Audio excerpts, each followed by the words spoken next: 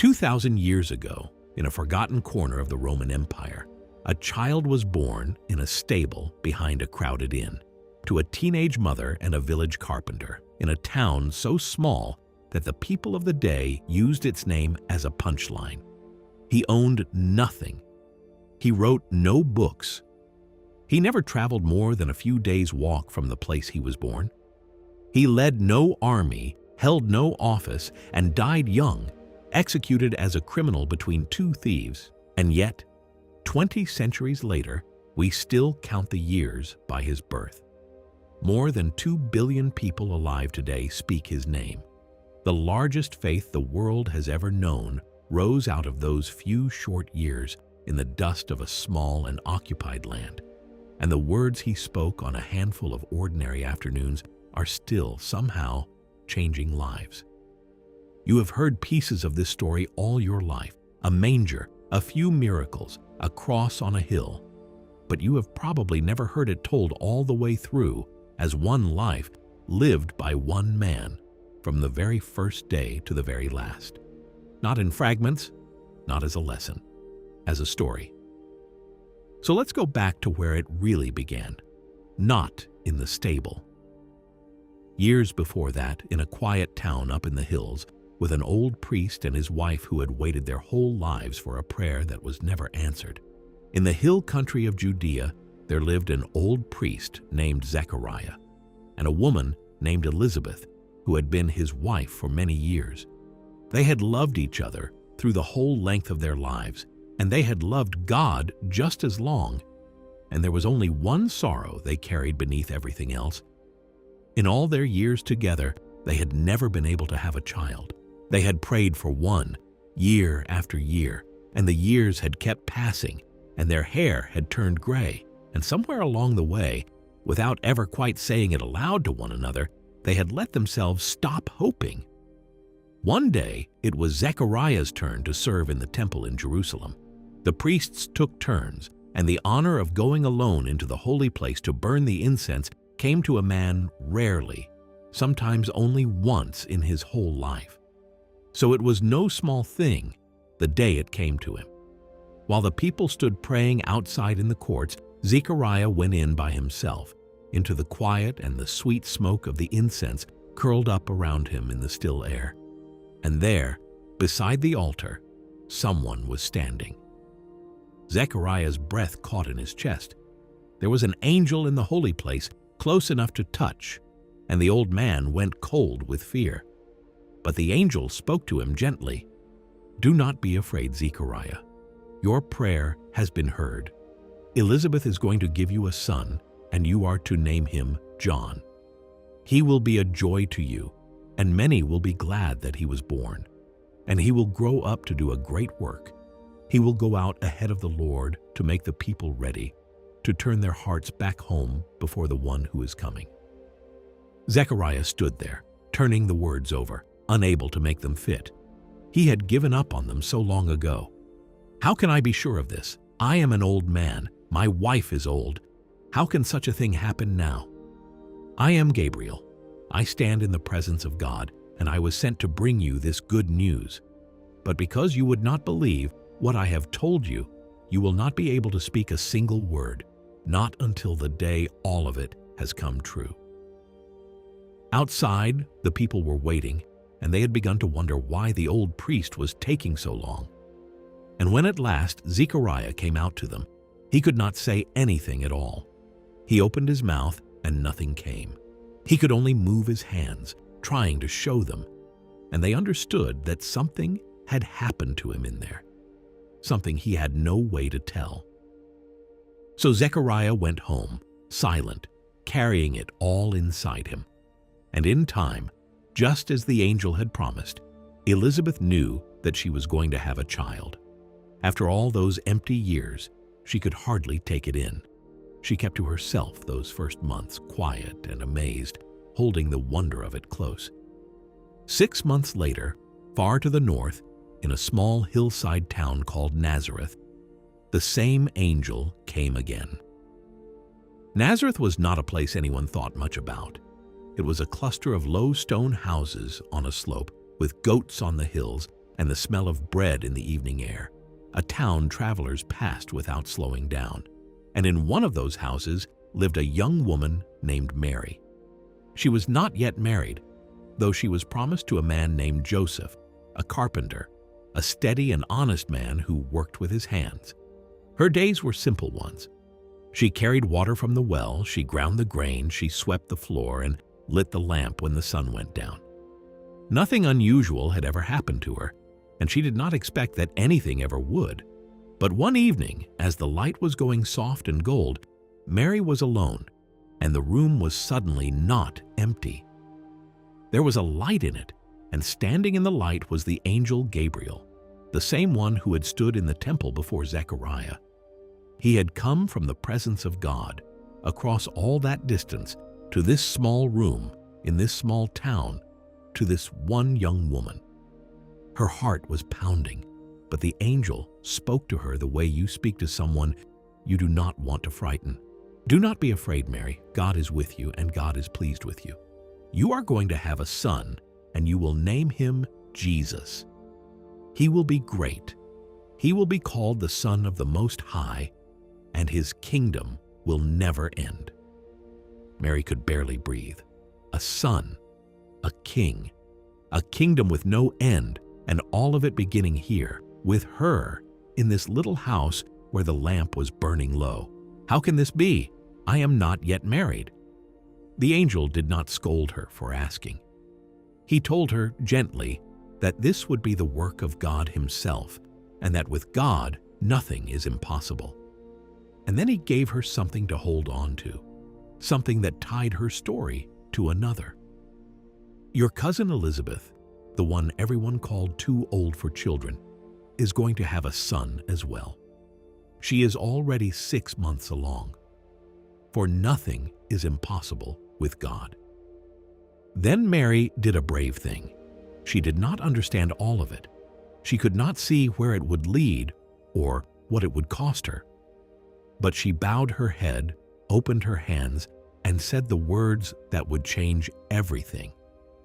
I am the Lord's servant. Let it be to me, just as you have said.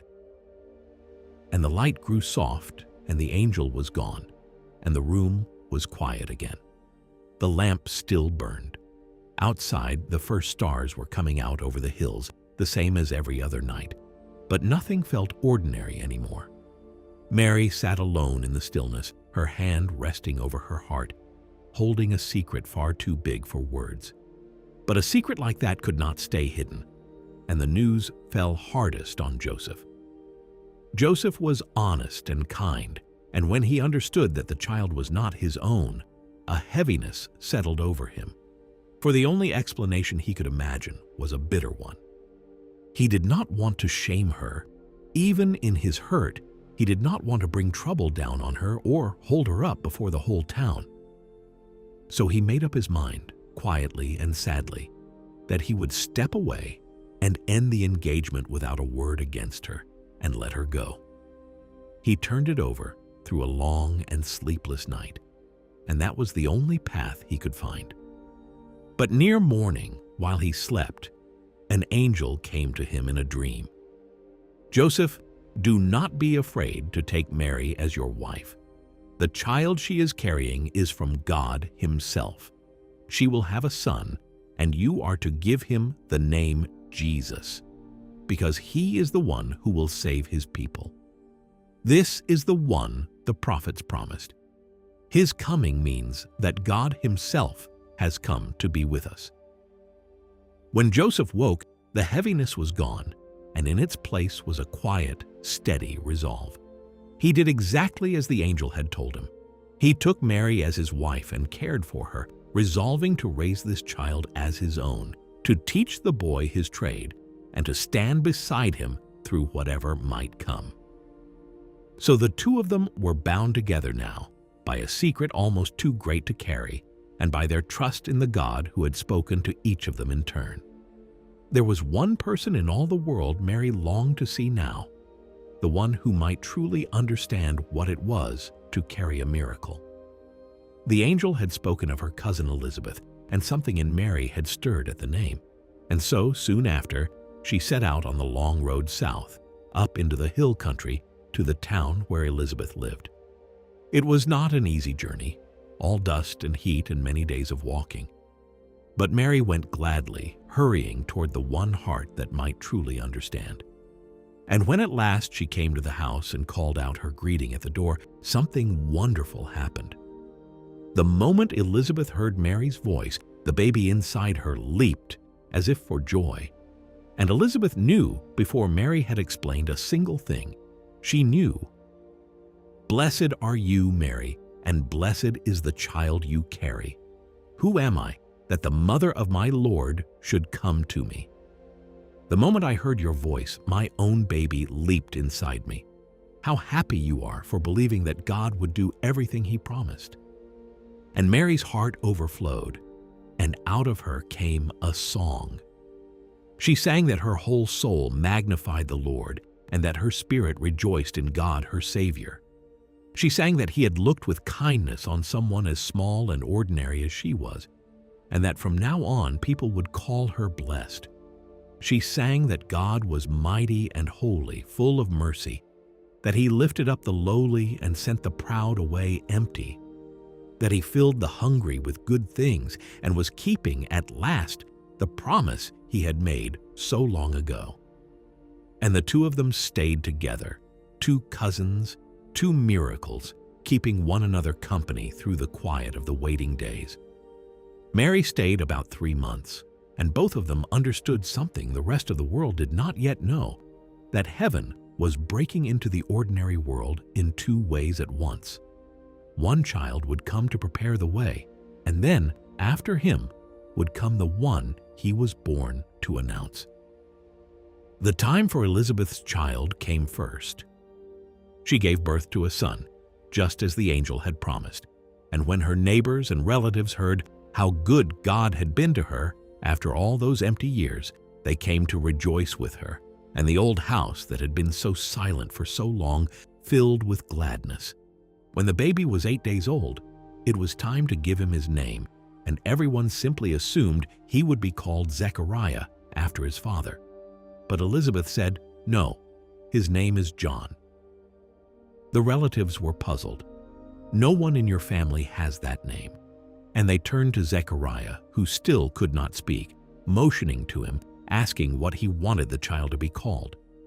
Zechariah asked for something to write on, and in the waiting hush, with everyone watching, he wrote 4 words. "His name is John."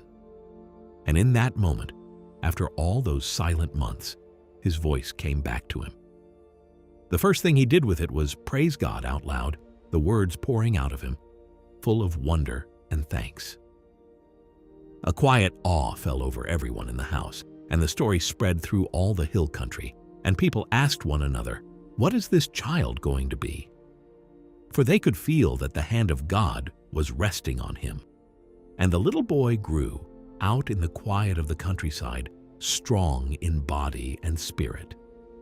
He did not yet know what he was for, but his whole life from that day on was being shaped toward a single morning, still far off, when his cousin would walk out of the hills and come down to the river, and John would see him and know. Mary, meanwhile, had gone home to Nazareth and to Joseph, and the small house grew quiet with waiting as her own time drew near. Then a message came, all the way from the seat of power, from Caesar in Rome, who ruled that whole world and meant to count every soul in it. The order reached even a town as small as Nazareth. Every family was to return to the town its ancestors had come from, to be written down in the great list. And for Joseph, that meant a long journey south, because his family went back, through all the long roll of names, to the shepherd King David, and David's town was Bethlehem. So they set out, the 2 of them, on the slow road that wound down through the hills, even though Mary's time was very near. The days were long, and the dust was thick, and the nights came cold, and Mary was tired in the deep way that comes at the very end of carrying a child. But she did not complain. She rode and walked, rested when she could, and in the quiet thought about the angel, the promise, and the small life she carried down that long, winding road. At last they came over a rise and saw it below them. Bethlehem, its houses glowing warm in the evening light, smoke rising from the rooftops, the streets crowded with people who had come, like them, from far away to be counted. And that was the trouble. So many had come that there was no room left anywhere. Joseph knocked on door after door, and at every one he heard the same sorry answer. There was no place. The houses were full. The rooms were already taken. Mary waited in the cooling dark while he searched, and her time was very near now. At last, someone took pity on them. There was no proper room to offer, but there was a place where the animals were kept, warm with their breathing and soft with fresh straw, and the two of them were welcome to rest for the night. And so it was, in that small, hidden place, with the animals breathing softly in the dark and the straw still warm beneath her, that Mary's child was born. He came the way every child comes, with a first thin cry in the cold night air. And Mary, worn out and trembling, gathered him up and held him against her, this small, ordinary-looking baby, feeling his weight settle into her arms.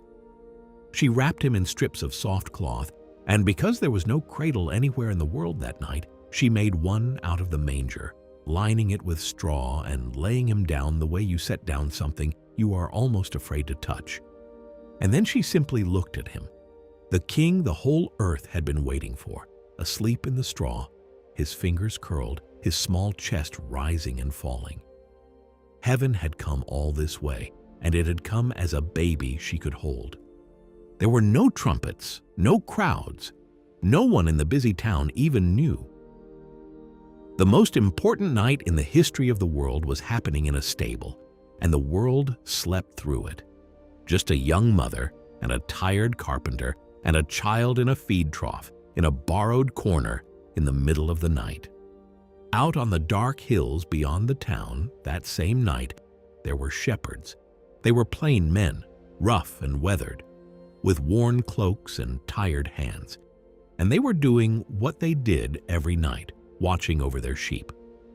The flock lay scattered across the hillside, pale shapes in the dark, and the shepherds sat among them, keeping watch by the low light of their fire while the rest of the world slept. It was a night like any other. And then, all at once, it was not. The darkness around them broke open with light. A glory poured down over the hillside, bright and sudden and warm, and standing in the middle of it was an angel. The shepherds froze where they sat, their hearts seizing with fear, for they were simple men, and they had never seen anything like this in all their lives. But the angel spoke to them kindly. "Do not be afraid.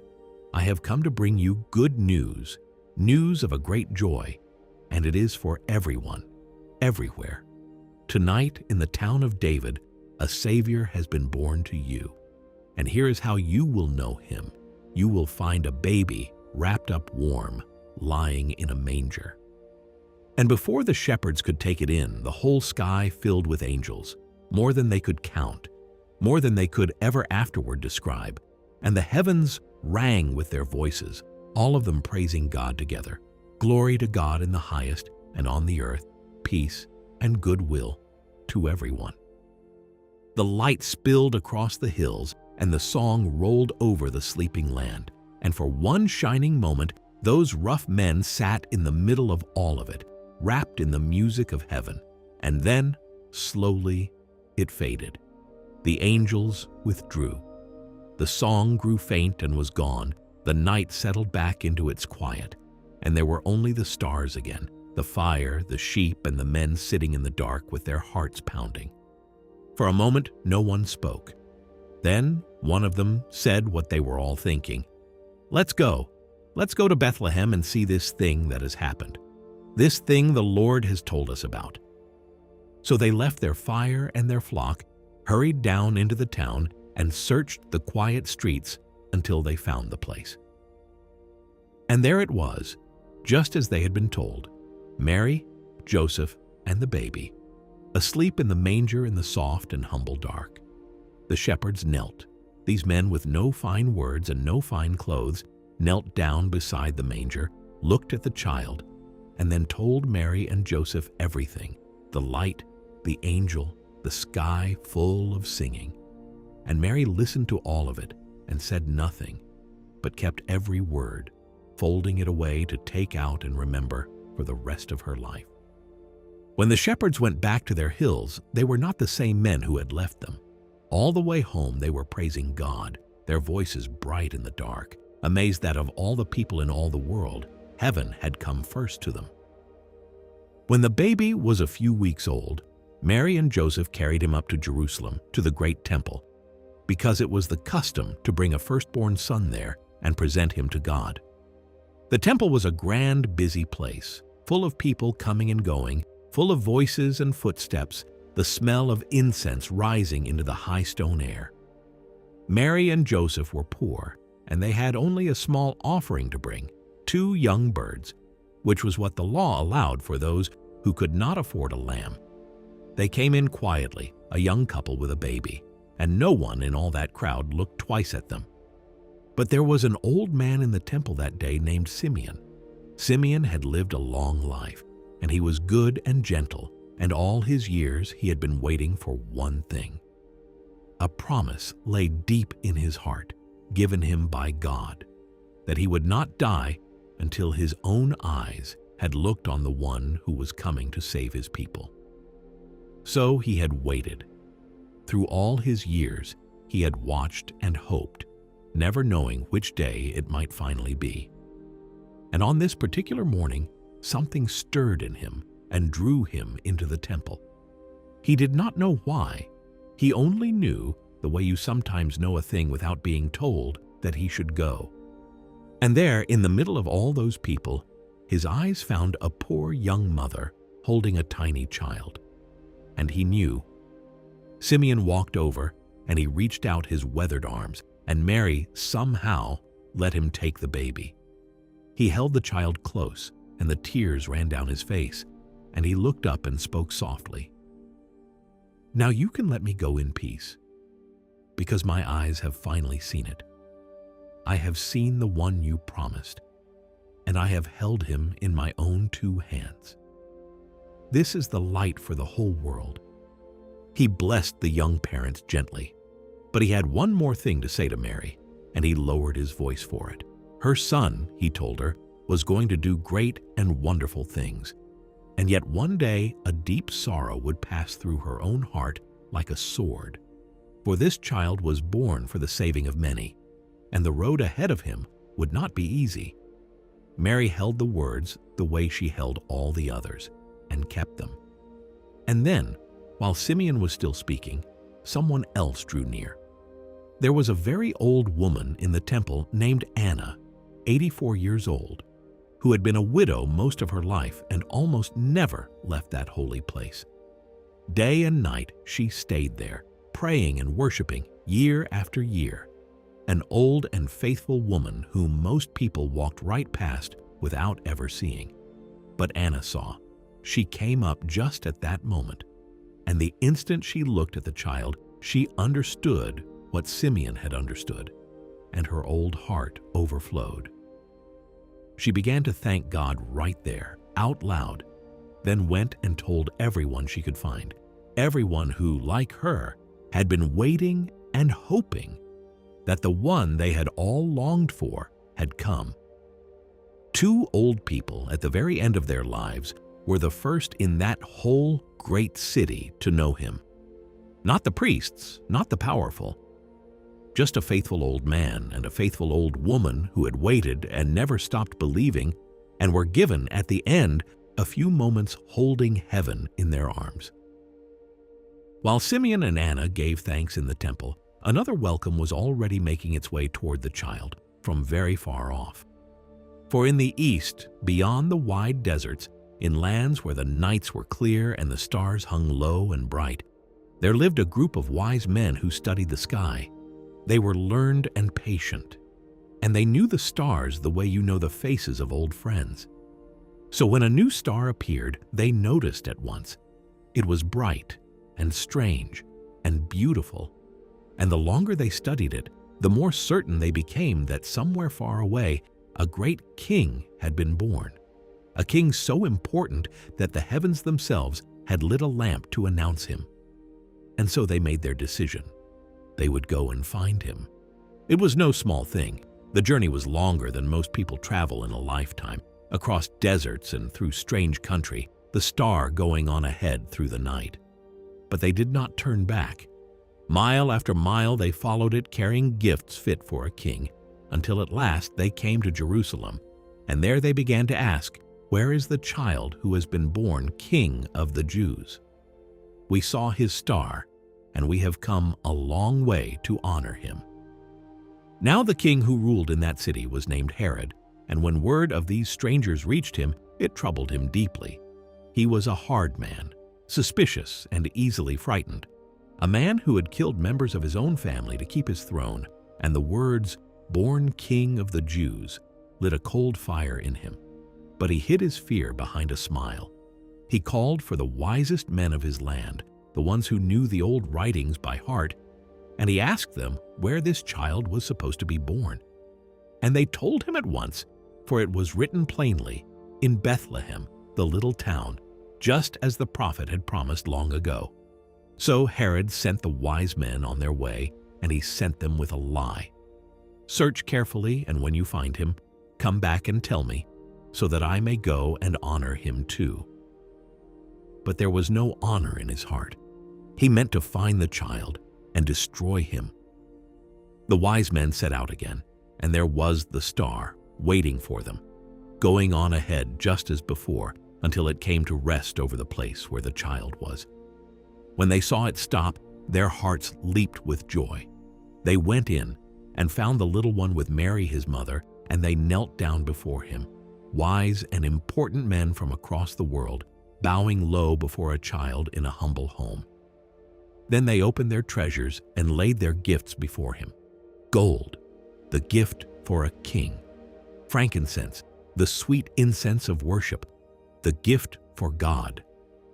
And myrrh, a spice used to anoint the dead, a strange and shadowed gift, as though their offerings together told the whole story of his life before it had begun. That night they were warned in a dream not to go back to Herod. So they went home to their own country by another road, quietly carrying with them forever the memory of the child they had crossed the world to find. But the danger Herod meant was real, and it came quickly. That same night, the angel came to Joseph in a dream, urgent now. "Get up, take the child and his mother and flee to Egypt, far away, and stay there until I tell you it is safe. Herod is searching for the child to kill him." Joseph did not wait for morning. He rose in the dark and woke Mary, and together they gathered the child and the few things they could carry, then slipped out into the night. While the town slept on around them, the little family went away down the southern road toward the distant land of Egypt, far from everything they had ever known. And Herod, when he understood that the wise men were not coming back, that they had slipped through his fingers, fell into a terrible rage.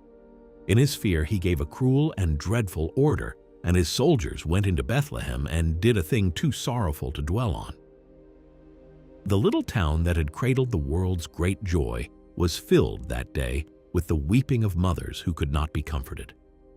It was the oldest darkness in the world, the powerful destroying the innocent to protect themselves. And into that very darkness the child had been born, and out of it, by the breadth of a single night, he had been carried safely away. He was already beyond Herod's reach, the one the soldiers had been sent to find, safe in a foreign land, waiting out the cruelty of a frightened, dying king. Herod did not live much longer. His sickness took him, and his fear went into the ground with him, and the danger passed. And when he was gone, the angel came to Joseph once more in Egypt and told him it was safe now, that those who had wanted to harm the child were dead. So the family gathered their things and made the long journey home. They did not return to Bethlehem, for there was still danger in the south. They went north instead, back to Galilee, back to the small hillside town where it had all begun, back to Nazareth. And it was there, in that quiet and ordinary place, that Jesus grew up. His was a simple childhood. Joseph was a carpenter, a worker in wood, and the boy spent his days near the workshop, breathing the clean smell of fresh-cut timber, watching the strong hands shape and smooth and join. As the boy grew, he learned the trade himself, his own hands growing sure and skilled, and he worked gladly, the way a child works beside a father he loves. He helped his mother too, carrying water and gathering wood, and doing the small kind tasks of an ordinary home. And in between, there were the hills. Nazareth sat among green hills, and the boy knew them well. He knew the wildflowers that opened in the spring, and the birds that nested in the rocks, and the paths that wound up to where you could see for miles. He watched the shepherds with their flocks, the farmers scattering seed, the women baking bread, and in all these everyday things, he seemed to see something of the goodness and care of God. He was a kind child and an honest one, gentle with those who were sad and patient with those who were difficult, and he never gave back an unkind word for an unkind word. The other children were drawn to him, and even the grown-ups noticed there was something bright and warm about him, though they could not quite have said what. On the day of rest, he went with his family to the little house of worship, where he listened to the old scriptures being read, the ancient promises and songs and stories which he loved and kept in his heart. And so the years went by, gently, the way years do in a quiet town. The child grew taller and stronger and wiser. The love of God was upon him, and he became dearer to everyone who knew him. There were no great wonders in those years, no crowds, no miracles, just a good boy in a small town, growing up well while the world went on its way and waited, without knowing, for the day he would step out into it. And far off in the wilderness of Judea, his cousin John was growing too, growing strong and certain, being readied, without yet understanding it, for the part he was born to play. Out of all those quiet years, only one story has come down to us, and it happened the year Jesus turned 12. Every spring, the people of Nazareth traveled down to Jerusalem for the great feast. It was a long journey, and families went together in big, happy groups, with their relatives and neighbors all walking the same dusty roads, the children running ahead and the grown-ups talking as they went. And that year, he went with them. The feast in the great city was a wonderful thing, full of music and prayer and crowds, the temple rising up grand and beautiful at the heart of it all. For days the city was alive with worship, and then, when it was over, the travelers gathered their things and began the long walk home. Now, in such a great crowd, with so many families mixed together, it was easy to lose track of one boy among the many. Mary and Joseph set out supposing he was somewhere in the group, walking with cousins or friends, and they went a full day before they looked for him in the evening and found that he was not there. They searched among the relatives and neighbors, asking everyone, growing more frightened by the hour, and no one had seen him. So with their hearts in their throats, they turned back to Jerusalem. For 3 long days they searched that great city, up and down its crowded streets, frightened and tired, calling his name. And at last they came to the temple, and there he was. He was sitting among the teachers, the wise old men who studied the scriptures, listening to them and asking them questions and answering the questions they asked him. And all of them were amazed, these learned men, at how much this young boy understood, and at the gentle wisdom of the things he said. When Mary saw him, relief and worry rushed together in her. "Son, why have you done this to us? Your father and I have been searching everywhere for you. We were so afraid." And Jesus looked at her, almost surprised. "Why were you searching for me? Didn't you know that I would be here in my Father's house?" They did not fully understand what he meant, but he rose and went home with them, back to Nazareth, and he was a good and obedient son, just as he had always been. And Mary, as she always did, kept his words and folded them away in her heart with all the rest. And the boy grew year by year, taller and wiser and kinder, loved by God and by everyone who knew him, until the quiet years of childhood were behind him, and the time drew near for him to begin.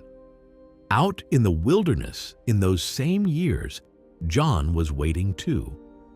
And the day was coming, closer now than anyone knew, when the carpenter would lay down his tools and walk out of Nazareth, down toward a river, where a wild voice was about to begin to cry, and everything at last would begin. That voice belonged to John, the son of old Zechariah and Elizabeth, the child whose birth had once filled a silent house with gladness. He had grown up and gone out into the wilderness, and the wilderness had marked him. He wore a rough garment of camel's hair with a leather belt at his waist, and he ate what the wild country gave him, locusts and honey from the rocks. There was nothing soft about him, nothing careful. When he spoke, his voice carried out over the stones, and what it carried was hard to ignore. Turn back, change your hearts and your lives. The kingdom of heaven is near. And the strange thing was, people came. They came out from the towns and the villages, down the long, dusty roads from Jerusalem and all the country around the Jordan, to stand in the heat and listen to this wild man by the river. Something in them had been waiting for a voice like his. And when his words went home, when a man felt the truth of them land in his own chest, John would lead him down into the water of the Jordan and baptize him there. And the man came up changed, confessing the wrong he had done, ready to begin again. But John did not flatter the crowds, and he did not soften his words for the important men who came to watch. When he saw the religious leaders standing at the edge of it all, sure of themselves, certain that their bloodline was enough, he turned on them. "You brood of snakes! Who warned you to run from what is coming? Do not tell yourselves that Abraham is your father. God could raise up children for Abraham out of these stones.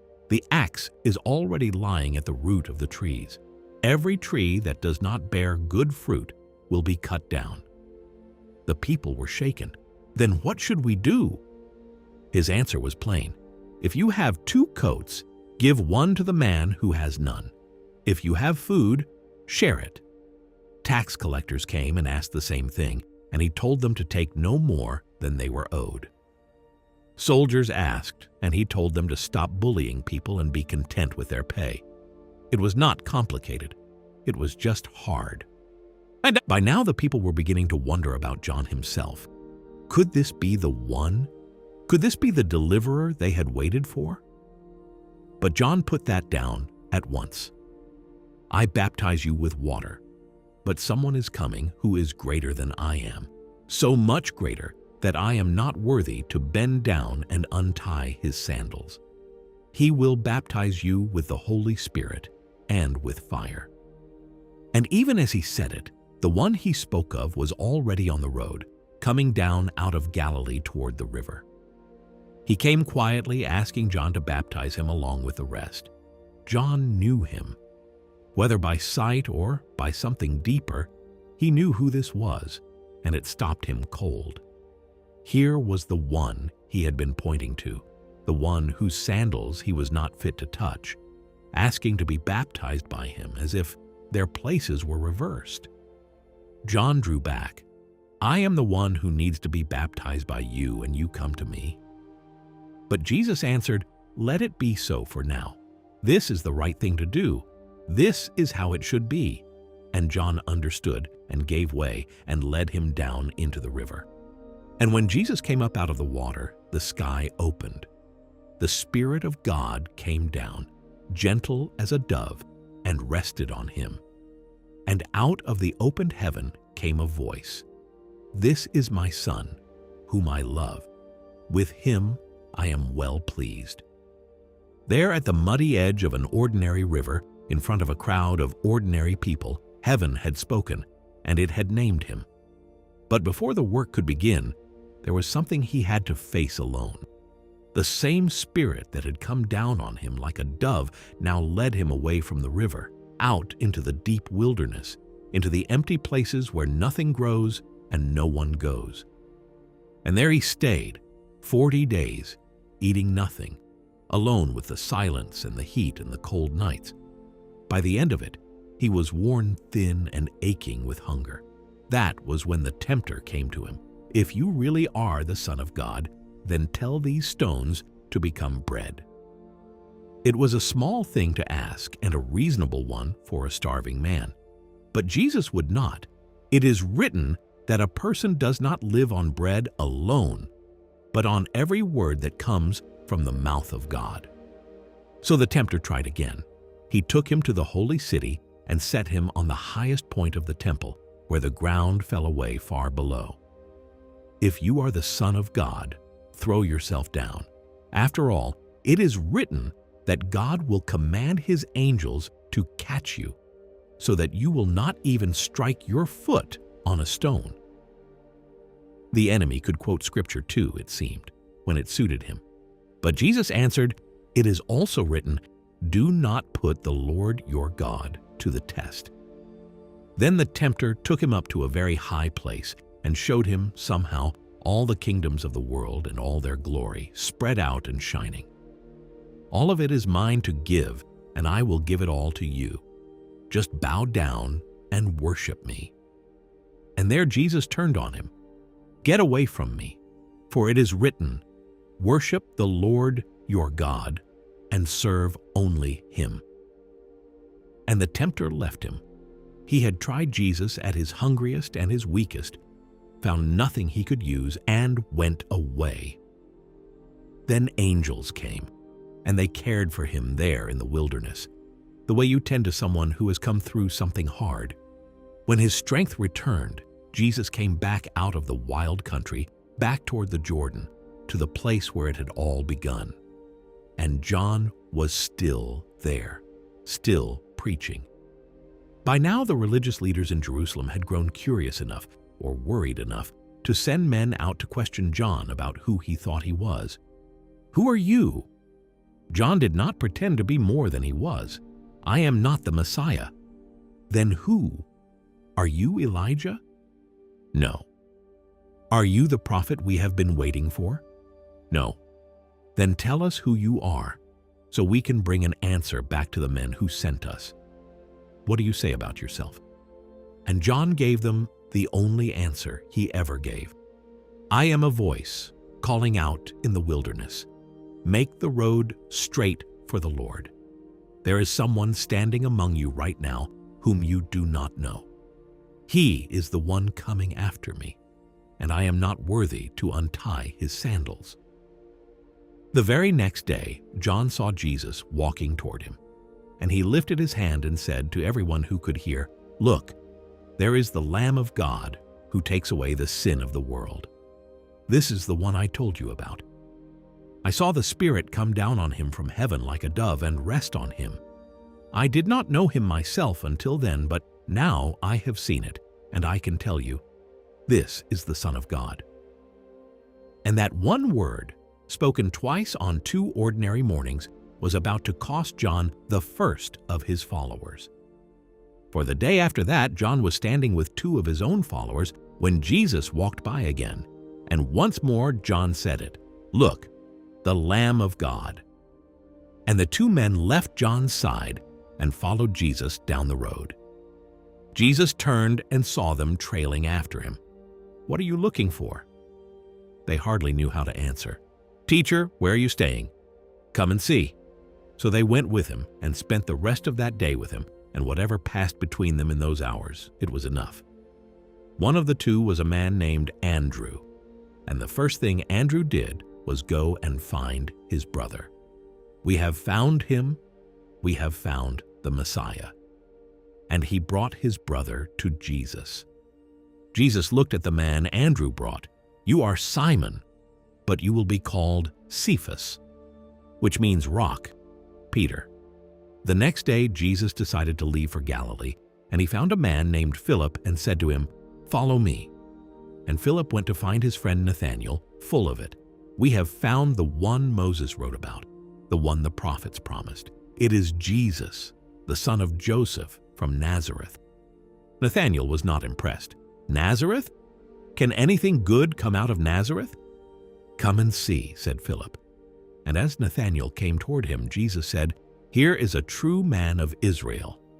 There is nothing false in him." Nathanael stopped. "How do you know me?" "Before Philip called you, while you were still sitting under the fig tree, I saw you." And something turned over in Nathanael. "Teacher, you are the Son of God. You are the King of Israel." Jesus almost smiled at him. "You believe because I told you I saw you under a tree? You are going to see far greater things than that." The first of those greater things came only a few days later, in a village close to home. There was a wedding in a town called Cana in Galilee, and Jesus was invited along with his new disciples. His mother Mary was there too. A wedding in that country was no small affair. It went on for days, the whole village coming and going, eating, drinking, celebrating. And for the family to run out of food or wine partway through would be a deep and lasting embarrassment, the kind people remember. And that is exactly what began to happen. The wine ran low, and then it ran out. Mary noticed. She came to her son and said simply, "They have no more wine." "Why are you telling me?" Jesus said. "My time has not yet come." But Mary did not argue, and she did not take it as a no. She just turned to the servants and said, "Do whatever he tells you to do." She had been keeping things in her heart about this son of hers for a long time now, and she seemed to know. Standing nearby were 6 large stone jars, the kind used for the washing rituals, each one big enough to hold 20 or 30 gallons. "Fill the jars with water," Jesus told the servants, and they filled them right to the brim. "Now draw some out and take it to the man in charge of the feast." They did. And when the master of the feast tasted it, it was not water. It was wine, and not just any wine, but the best of the whole celebration. He did not know where it had come from, but he called the bridegroom over, surprised and pleased. Everyone serves the good wine first and brings out the cheap wine later, once the guests have had too much to notice. But you have saved the best for last. It was the first of his signs. Quietly, without announcement, at a village wedding, Jesus had shown his disciples a glimpse of who he was, and they believed in him. And from that small beginning among friends, he turned toward the great city, for the Passover had come, and he went up to Jerusalem. When he came to the temple, the great heart of his people's worship, what he found there made him angry. The outer courts had been turned into a marketplace. There were men selling cattle, sheep, and doves for the sacrifices, and money changers sitting at their tables doing brisk business, turning the house of prayer into a place of profit, noise, and haggling. Jesus made a whip out of cords, and he drove the animals out, and he overturned the tables of the money changers so that the coins went scattering and rolling across the stone. "Take all this out of here. Stop turning my Father's house into a market." The temple authorities were furious. "What gives you the right to do this? Show us a sign that proves you can." And Jesus gave them an answer they could not understand. "Destroy this temple, and in 3 days I will raise it up again." They scoffed. "It took 46 years to build this temple, and you will raise it in 3 days." But he was not talking about the building of stone. He was talking about his own body, about the death and rising that were still far ahead of him. His disciples did not understand it then either. They understood it much later, after everything had happened, and then they remembered that he had said it. Jesus stayed in Jerusalem through the feast. And many people who saw the things he did began to believe in him. And one of those watching was a man who did not dare to come in daylight. His name was Nicodemus, a Pharisee. a respected member of the ruling council, and he had been watching Jesus, and he could not let it go. So he came to him, but he came at night, quietly, when no one would see. "Teacher, we know you have come from God. No one could do the things you do unless God were with him." Jesus answered with something Nicodemus did not expect. "I tell you the truth. No one can see the kingdom of God unless they are born again." Nicodemus was baffled. How can a man be born when he is old? He cannot go back into his mother and be born a second time. I am not talking about flesh. Flesh gives birth to flesh, but the Spirit gives birth to spirit. You must be born of water and of the Spirit. Do not be surprised when I tell you this. The wind blows wherever it pleases. You hear its sound, but you cannot tell where it comes from or where it is going. It is the same with everyone born of the Spirit. And then he said the thing that has outlasted that whole quiet night. He spoke of how God so loved the world that he gave his only Son, so that whoever believes in him would not be lost, but would have life that never ends. God had not sent his Son to condemn the world, he said, but to rescue it. The light had come into the world, and now each person would show by whether they walked toward the light or away from it what was truly in their heart. Nicodemus went back out into the dark with more to think about than he had come with. And though we do not hear from him again for a long while, the seed had been planted, and it would not stay buried forever.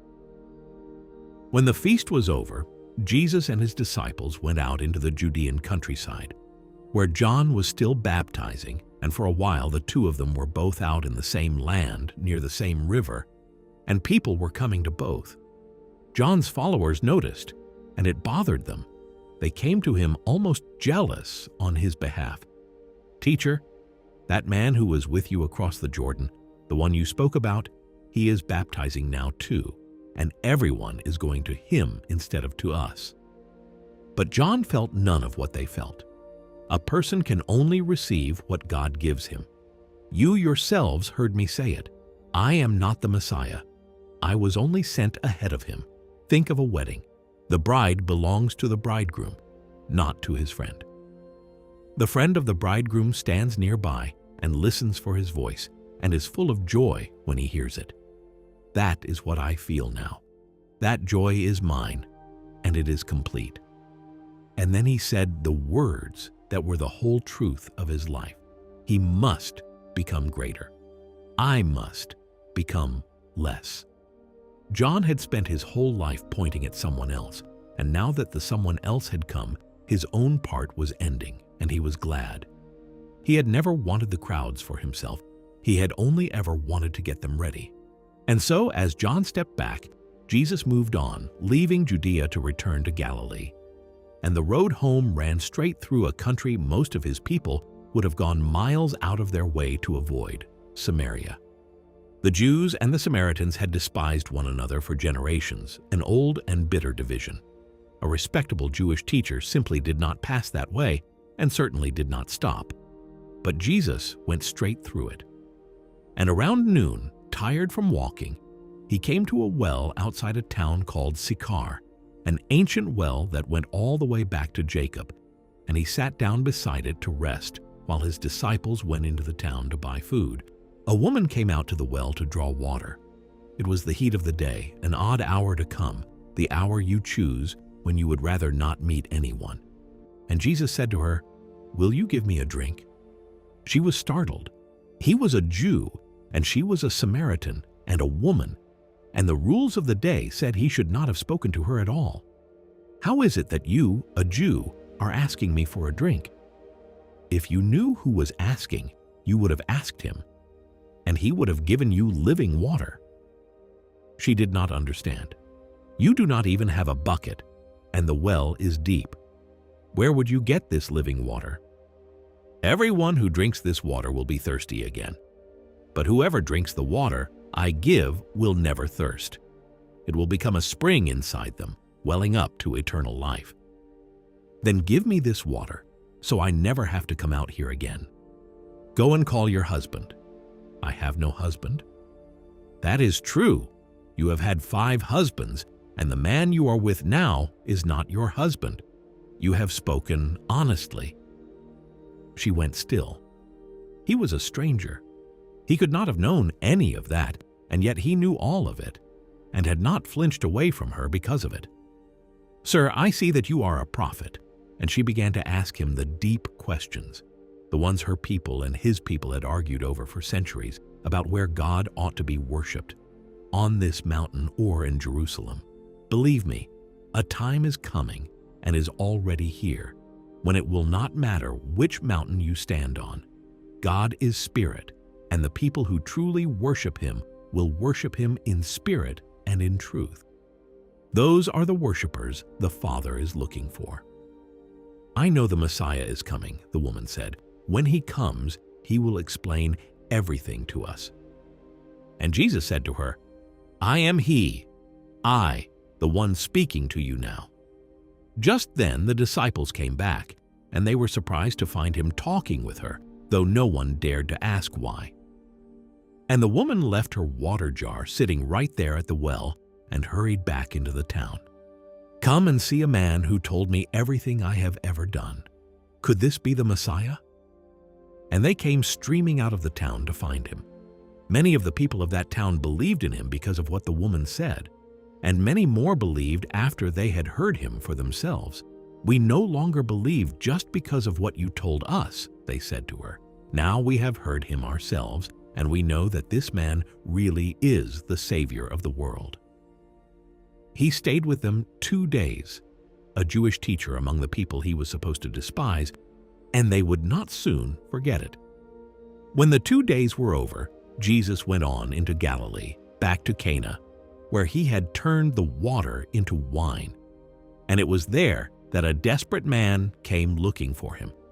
He was a royal official, a man of some standing, who had come all the way from Capernaum because his young son was sick at home, sick to the point of dying. He had heard that Jesus was near.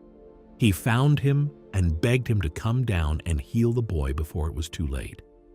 Jesus looked at the desperate father and at the crowd around him, hungry for a spectacle, and there was an edge in what he said. "Unless you people see signs and wonders, you simply will not believe." But the man was past arguing. He had no interest in signs and wonders. He had a dying child. "Sir, please come down before my little boy dies." And Jesus said, "Go, your son will live." That was all. No journey, no laying on of hands, just the word. And the man believed him. He turned and started the long walk home on the strength of nothing but that one sentence. And while he was still on the road, his servants came running to meet him with the news. The boy was going to be all right. The fever had broken. He had recovered. The father asked them when it had happened. They told him the hour. And it was the very hour the day before when Jesus had said to him, "Your son will live."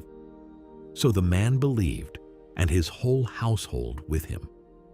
It was the second sign Jesus had given in Galilee, and like the first, it had been done quietly for one family, far from the crowds who only wanted a show. That quiet could not last. He moved out through Galilee with the power of the Spirit on him, and this time there was nothing hidden about it. The news of him had begun to run ahead of him now, from village to village, and wherever he went he taught in the places of worship, and people listened, and word spread. He had a message, and he said it plainly, the same thing John had cried out in the wilderness, but in his mouth it was not a warning so much as an invitation. "The time has come. The kingdom of God is near. Turn back and believe the good news." And the country began to stir. But the first place he went was home. He came to Nazareth, the town where he had grown up, where the neighbors had watched him learn to walk and learn his father's trade. On the Sabbath, he went to the little house of worship, as he always had. This time, though, he stood up to read. They handed him the scroll of the prophet Isaiah, and he found the place and read out the old, aching words about one who would come with the Spirit of the Lord upon him, anointed to bring good news to the poor, to free the prisoners, to give sight to the blind, to set the broken loose, to announce that the time of God's favor had finally arrived. Then he rolled up the scroll and handed it back and sat down. Every eye in the room was on him. And he said, "Today, this scripture has come true, right here, while you were listening." For a moment they marveled at the grace of his words, but then the marveling curdled. They began to murmur among themselves, "Was this not Joseph's son? Was this not the boy they had known, the carpenter, one of their own? Who was he to stand up and say such things?" Jesus saw it turn, and he did not soften it. He reminded them of their own scriptures, of how the prophet Elijah had been sent not to the many widows of Israel, but to a foreign widow in a foreign land, and how the prophet Elisha had healed not the lepers of Israel, but a foreigner named Naaman. The meaning was sharp and unmistakable. The God they thought belonged to them was not theirs to keep, and the ones who knew him best might be the last to receive him. It was more than they could bear. The whole gathering rose up in fury, and they seized him and drove him out of the town, all the way to the brow of the hill it was built on, meaning to throw him off the edge. But he walked through the middle of them, somehow, untouched, and went on his way. His own town had heard him first, and his own town had tried to kill him. It would not be the last time the people closest to the light turned their faces from it. So he left Nazareth and made his home instead in Capernaum, a busy fishing town on the shore of the lake, and it was there by the water that he began to gather the men who would walk with him. One morning, the crowds were pressing in on him by the lakeshore, so many of them wanting to hear that he had nowhere to stand. 2 empty boats were pulled up at the water's edge, the fishermen nearby washing their nets after a long and empty night. One of the boats belonged to Simon, the big fisherman Jesus had met before, down by the Jordan. Jesus stepped into Simon's boat and asked him to push out a little way from the shore, and from there, sitting in the rocking boat, he taught the people on the bank. When he had finished, he turned to Simon. "Now go out into the deep water and let down your nets." Simon was tired, and he was a fisherman who knew this lake. "Teacher, we worked all night and caught nothing, but if you say so, I will let down the nets." So they did. The nets filled so suddenly, so heavily, that they began to tear, and Simon had to wave his partners over from the other boat to come and help. Together they filled both boats until the 2 of them sat low in the water, in danger of going under. Simon stared at it, and something opened up in him that was close to fear. He fell down at Jesus' knees there in the heaving boat among the thrashing fish. "Go away from me, Lord, I am a sinful man." But Jesus only said, "Do not be afraid. From now on you will catch people instead of fish."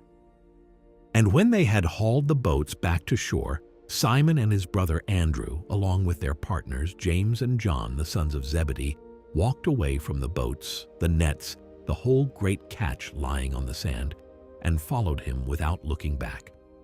In Capernaum, on the Sabbath, Jesus went into the place of worship and taught, and the people were astonished, because he did not teach the way their scholars taught, quoting this teacher and that one. He spoke as though the words were simply his own, with an authority they had never heard. And right there in the gathering, the quiet was split by a scream. There was a man among them in the grip of an unclean spirit, and the thing inside him cried out at Jesus, terrified. "What do you want with us? Have you come to destroy us?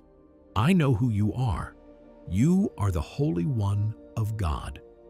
Jesus cut it off. "Be quiet and come out of him." The man convulsed, the spirit shrieked, and then it was gone, and the man sat there free, whole, and in his right mind. The people were amazed and a little frightened.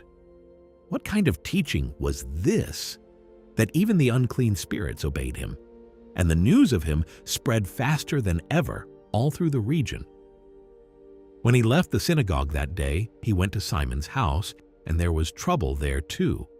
Simon's wife's mother was sick in bed with a high fever. Jesus took her by the hand and lifted her up, and the fever left her at once, so completely that she rose and began to serve them, as if she had never been ill. And that evening, when the sun went down and the Sabbath was over and people were allowed to carry burdens again, the whole town seemed to arrive at Simon's door. They brought everyone they loved who was suffering, the sick, the tormented, the broken, and laid them in front of him, and one by one he laid his hands on them and healed them late into the night. The man who had grown up unnoticed in a carpenter's shop was unnoticed no longer. Sometime after that, a man came to him who was covered in leprosy, the disease that put a person outside of everything, outside the town, outside the temple, beyond the reach of any human touch.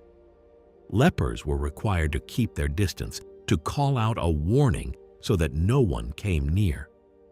But this man came near, and he fell on his face, and what he said held all the longing and all the doubt of a man who has been untouchable for years.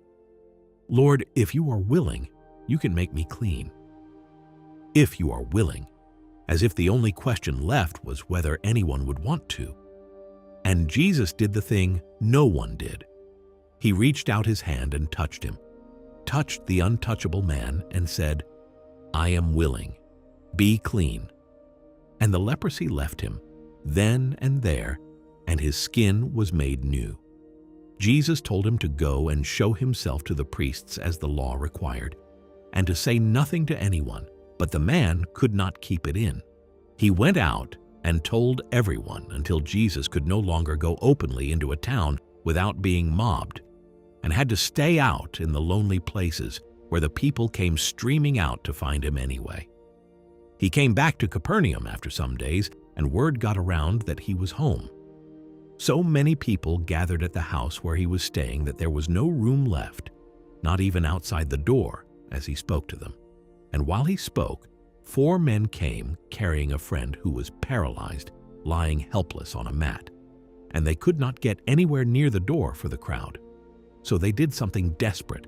They carried him up onto the flat roof, and they dug down through it, opening a hole right above where Jesus was. And they lowered their friend down on his mat into the middle of the room, right in front of him.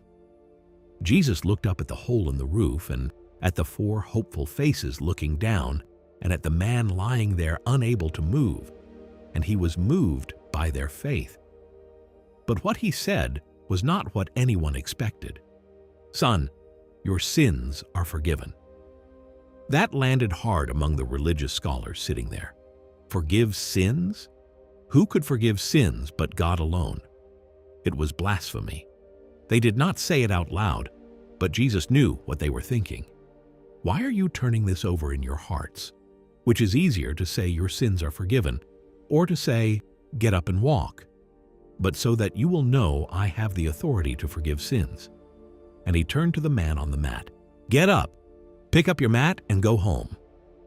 And the man stood up in front of them all, rolled up the mat he had been carried in on, and walked out through the crowd, which parted in stunned silence, then broke into amazement.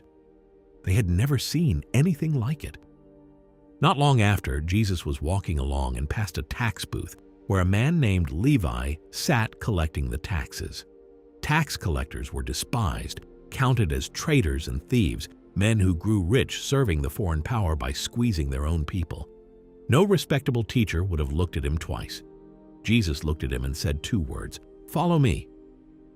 And Levi got up, left the money on the table, and followed him, and later took the name Matthew.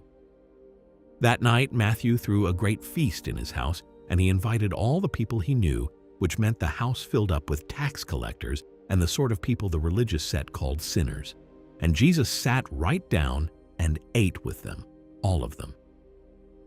The Pharisees were scandalized. They came to his disciples and demanded to know how a teacher could eat with such people. Jesus heard them. "It is not the healthy who need a doctor, but the sick.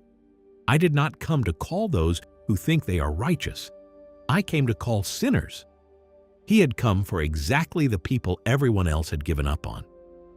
Around the same time, people began asking him another question. John's followers fasted, and the Pharisees fasted. So why did his disciples eat and drink and feast? And Jesus gave them a picture. Can the guests at a wedding mourn while the bridegroom is still with them? As long as he is with them, they celebrate. The day will come when the bridegroom is taken away from them, and then they will fast. Something entirely new had arrived, he was telling them, though they could not yet hear it, something that could not be poured back into the old containers, the way you do not pour new wine into old wineskins, or it bursts them. On one of the feast days, Jesus went up to Jerusalem, and near one of the city gates there was a pool called Bethesda, surrounded by covered porches, and on those porches lay a crowd of the sick, the blind, and the lame, all of them waiting, hoping for healing. Among them was a man who had been an invalid for 38 years, longer than most people then even lived. 38 years of lying by that pool, watching others reach the water first. Jesus singled him out of the whole crowd and asked him a strange and searching question. "Do you want to get well?" The man only gave his old excuse, the same one he had probably given for decades, that there was never anyone to help him into the water, that someone always reached it before him. He had stopped expecting anything else. And Jesus said, "Get up, pick up your mat and walk." And the man who had not walked in 38 years stood up, rolled up his mat, and walked out. But it was the Sabbath. And the moment the religious authorities saw the healed man carrying his mat, they were not amazed that he was healed. They were furious that he was carrying a burden on the day of rest. When they learned it was Jesus who had done it, they began to come after him in earnest. And Jesus did not back down. "My Father is always at his work, and so am I." That made them angrier still, for now he was not only breaking the Sabbath, but calling God his own Father, making himself equal with God. And from that day a shadow began to gather over him, a settled, patient hatred among the powerful that would follow him all the way to the end. He spoke to them at length about who he was, how the Son does only what he sees the Father doing, how all judgment had been placed in his hands. But they had already stopped listening. They had decided. The conflict only sharpened. One Sabbath, Jesus and his disciples were walking through the grain fields, and the disciples, being hungry, plucked some heads of grain and rubbed them in their hands to eat. The Pharisees pounced. "Look, your disciples are doing what is not lawful on the Sabbath." And Jesus reminded them of their own beloved King David, who, when he and his men were hungry, had eaten the holy bread from the house of God that only the priests were supposed to eat. The Sabbath was made for man, not man for the Sabbath. The day of rest was a gift to people, not a cage to trap them in. And the Son of Man is Lord even of the Sabbath. Another Sabbath, in the synagogue, there was a man with a withered hand, and the Pharisees watched closely, waiting, hoping Jesus would heal him so they could accuse him. He knew exactly what they were doing. He called the man with the withered hand to come and stand where everyone could see him, and then he turned to his accusers with a question that cut to the bone. Which is lawful on the Sabbath, to do good or to do harm, to save a life or to destroy one? They had no answer. They said nothing. He looked around at them, grieved and angry at how hard their hearts had become, and then he told the man, "Stretch out your hand." The man stretched it out, and it was made whole, as good as the other. And the Pharisees walked out and began to plot, coldly now, how they might destroy him. He had healed a man, and they had decided to kill him for it. And so, with enemies gathering and crowds pressing in, and the work growing larger than any one man could carry, Jesus made a choice. He went up into the hills by himself, and he spent the whole night there in prayer, alone under the stars. And when morning came, he called his followers, and out of them all chose 12 ordinary men to be with him, to be sent out, to carry on what he had begun. There was Simon, the fisherman, whom he named Peter, the Rock, and Simon's brother Andrew. There were James and John, the sons of Zebedee, those two with their fire. There was Philip and Nathanael, and Matthew the tax collector, and Thomas. There was another James, the son of Alphaeus, and Thaddeus, and Simon, who had once belonged to the Zealots who dreamed of armed revolt. And there was one more, Judas Iscariot, who would, in the end, be the one to hand him over. They were not the men anyone would have chosen. Fishermen, a tax collector, a former rebel, men with rough hands and ordinary lives and no learning to speak of. But these were the 12 he wanted, and he gathered them around himself like the foundation of something new. And then, with the 12 beside him and the great crowds spread out before him on the hillside, hungry to hear, he sat down to teach them what his kingdom was really like. And what he said on that mountain would echo for 2,000 years. He began with a series of blessings, and every one of them turned the world on its head. The people had spent their lives being told who mattered: the rich, the strong, the admired, the ones who seemed to have it all together. Jesus looked out at the crowd in front of him, at the poor and the grieving and the overlooked, and he called them the fortunate ones. Blessed are the poor in spirit, for the kingdom of heaven belongs to them. Blessed are those who mourn, for they will be comforted. Blessed are the gentle, for the earth will one day be theirs. Blessed are those who hunger and thirst to see things made right, for they will be satisfied. Blessed are the merciful, for they will be shown mercy. Blessed are the pure in heart, for they will see God. Blessed are the peacemakers, for they will be called the children of God. And blessed are those who are mistreated for doing what is right, for heaven belongs to them as well. You are the salt of the earth. You are the light of the world. No one lights a lamp and then hides it under a basket. You set it up high so it fills the house with light. Let your life shine like that, out where people can see it, so that the good they notice in you points them back to God. Then he went deeper than the law they thought they knew. He had not come to throw out the old commandments, he told them, but to fill them with their true and full meaning. You have heard that it was said, "Do not murder." But I tell you, the contempt you carry for your brother is already the seed of it. You have heard that it was said, "Do not commit adultery." But I tell you, it begins long before the act, in the look and the longing.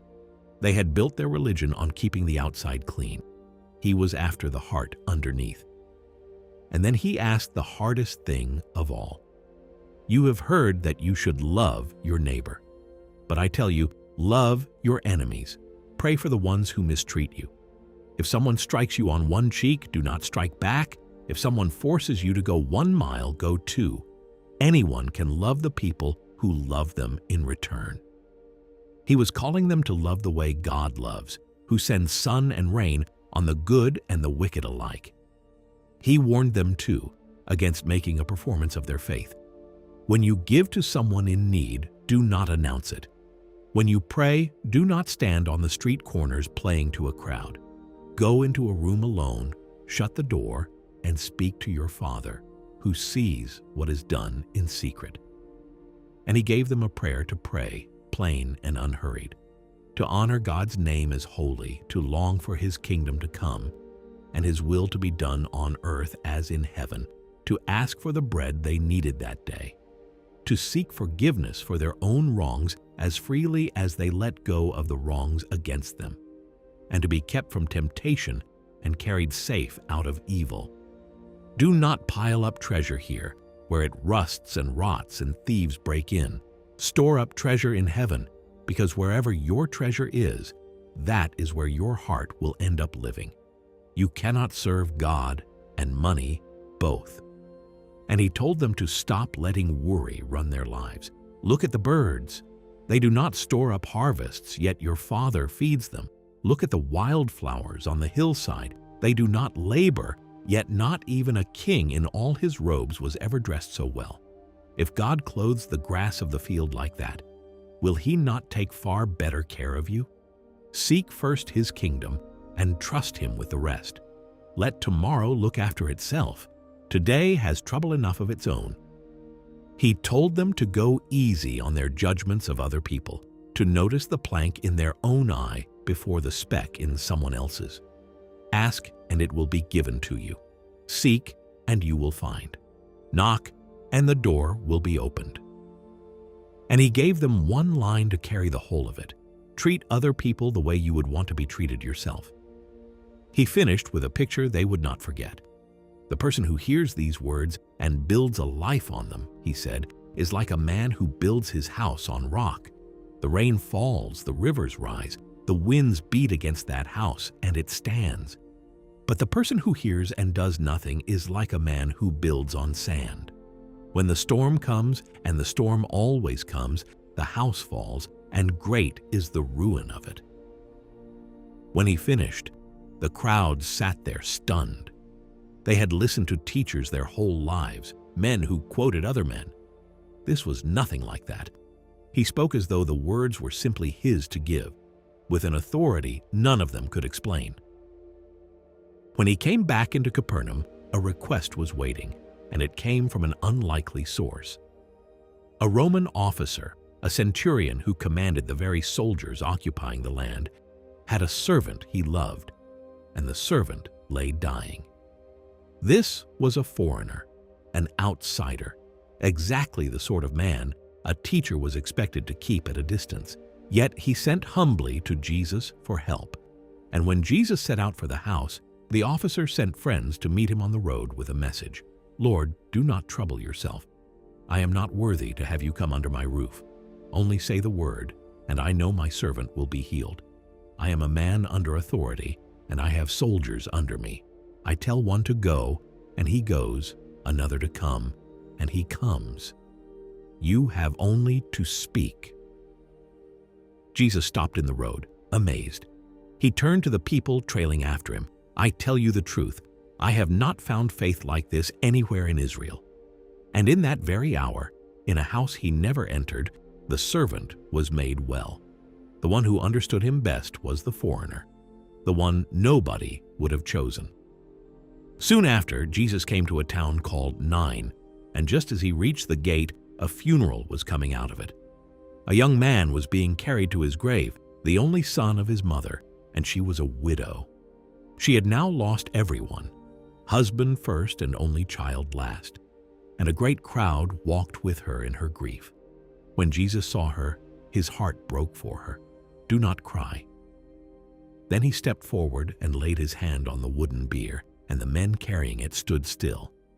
"Young man, I tell you, get up." And the dead man sat up and began to speak, and Jesus gave him back to his mother. A holy fear came over the whole crowd, and the news of it traveled across the country. Word of all this reached John, who was no longer free to come and see for himself. Herod had shut him in prison, and from his cell, John heard the reports of what his cousin was doing. A doubt crept in, the kind that finds even the strongest people in the dark. He sent 2 of his followers with a plain and aching question. "Are you the one we have been waiting for, or should we keep watching for someone else?" Jesus did not answer with an argument. He told the messengers to go back and report what they had seen with their own eyes. The blind were seeing, the lame were walking, those with leprosy were made clean, the deaf were hearing, the dead were raised, and the poor were finally hearing good news. That was the answer. And when John's men had gone, Jesus spoke to the crowd about John with great tenderness, telling them that no one greater had ever been born, that this was the messenger the prophets had promised, the voice sent ahead to make the road ready. One evening, a Pharisee named Simon invited Jesus to eat at his house. While they reclined at the table, a woman slipped in, a woman the whole town knew, and not for anything good. She had learned that Jesus was there. She came and stood behind him, weeping, until her tears fell on his feet, and she wiped them with her own hair, kissed them, and poured costly perfume over them.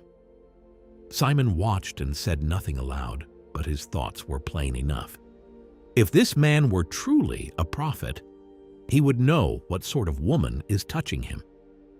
Jesus knew what sort of woman she was, and he knew what Simon was thinking. Simon, 2 men owed money to a lender. One owed a great deal, the other very little. Neither could pay, so the lender forgave them both. Which of them will love him more? Simon answered that it would be the one who had been forgiven the larger debt. You have judged rightly. Then he looked at the woman and turned back to his host. You gave me no water for my feet when I arrived, but she has washed them with her tears. Her sins are many, and they are all forgiven. And that is why she loves so much. The one forgiven little loves little. Then he said to her, Your sins are forgiven. Your faith has saved you. Go in peace. And she went out a different person than the one who had come in. Not everyone was softened by what they saw. As his power grew impossible to deny, his enemies reached for a darker explanation, whispering that he drove out demons only because he was in league with the Prince of Demons himself. Jesus met it head on. A kingdom torn apart from within cannot stand. A house divided against itself falls. And if I am casting out the powers of darkness by the finger of God, then you ought to see what is standing in front of you. The kingdom of God has come. When they demanded a miracle from heaven to prove himself, he refused, telling them the only sign they would be given was the sign of Jonah, who lay 3 days in the belly of the great fish. They did not understand him then. They would understand it later, after he himself had spent 3 days in the dark. While he was still teaching, word reached him that his mother and brothers were standing outside, wanting to speak with him but unable to get through the crowd. He looked around at the faces pressed in close, listening, hungry for what he had to give. Who is my mother, and who are my brothers? Then he answered his own question.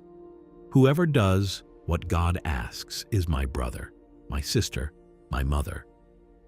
He was not turning away from the family who loved him. He was throwing the doors open, telling everyone in that room that they could belong to him too. So many people came after that, crowding right down to the shoreline, that he climbed into a boat and pushed out a little way and taught them from the water.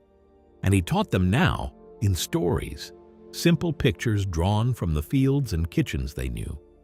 He told them about a farmer scattering seed.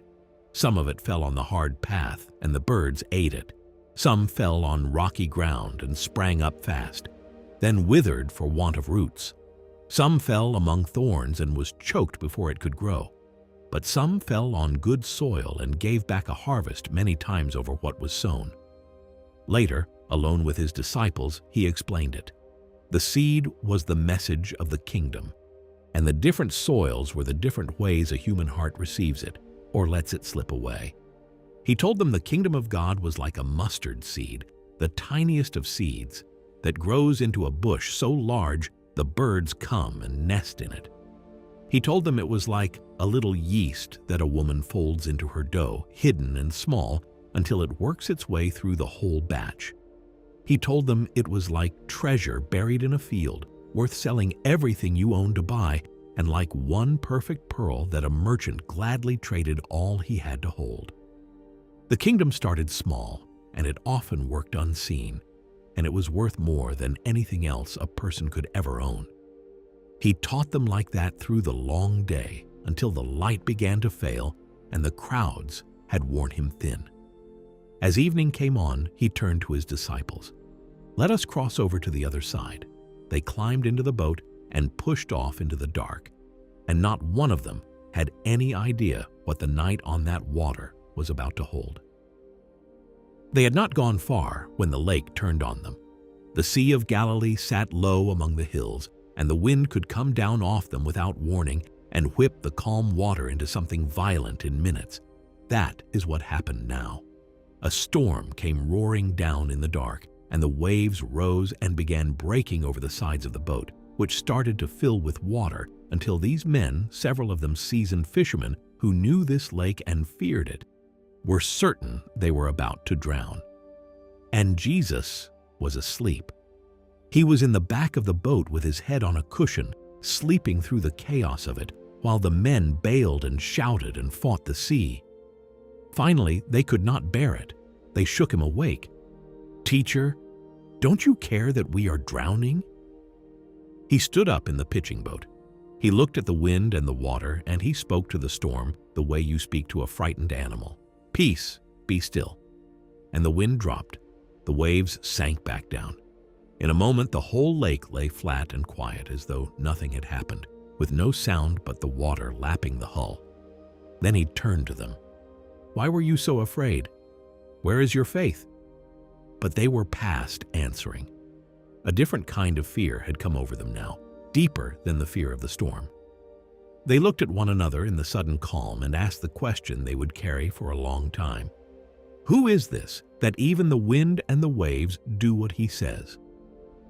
They reached the far shore into country that was not their own, and the moment Jesus stepped out of the boat, something came at him out of the tombs. It was a man, or what was left of one. He lived among the graves, naked and wild, and no one could control him anymore. They had tried chaining him, and he had snapped the chains. Day and night he wandered the hills and the tombs, screaming, cutting himself with stones, a tormented thing that everyone had given up on and learned to avoid. Whatever had hold of him drove him straight at Jesus, then threw him down at his feet. "What do you want with me, Son of the Most High God? I beg you, do not torture me."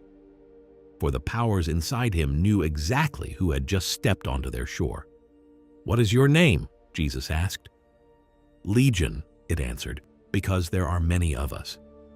A legion was a Roman army of thousands.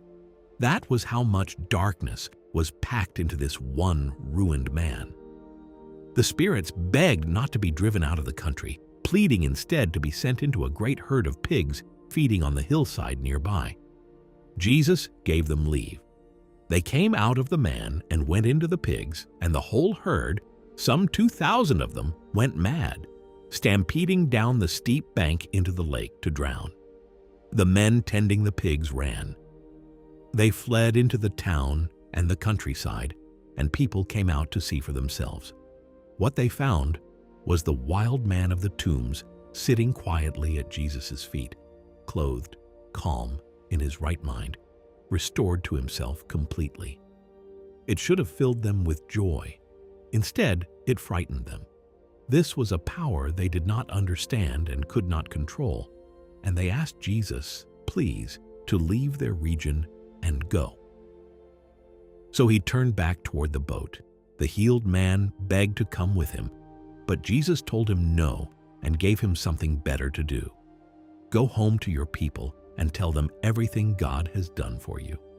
And the man went and told his whole region what had happened to him, and everyone who heard it was amazed. When Jesus crossed back over to the other side, a crowd was already waiting at the water's edge, and a man came pushing through it and fell down at his feet. His name was Jairus, a leader of the local synagogue, a respected man, and right now a terrified father. My little daughter is dying. Please come and lay your hands on her so she will live. Jesus went with him at once, and the whole crowd came too, pressing in on every side.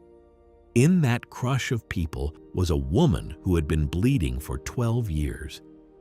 She had spent everything she had on doctors, and instead of getting better, she had only grown worse, and the illness had left her an outcast, unclean, untouchable. She had heard about Jesus. She told herself that if she could just touch his clothing, even the edge of it, she would be well. So she worked her way through the crowd behind him, reached out and touched the hem of his cloak, and the bleeding stopped. She felt it in her body all at once that she was healed. Jesus stopped.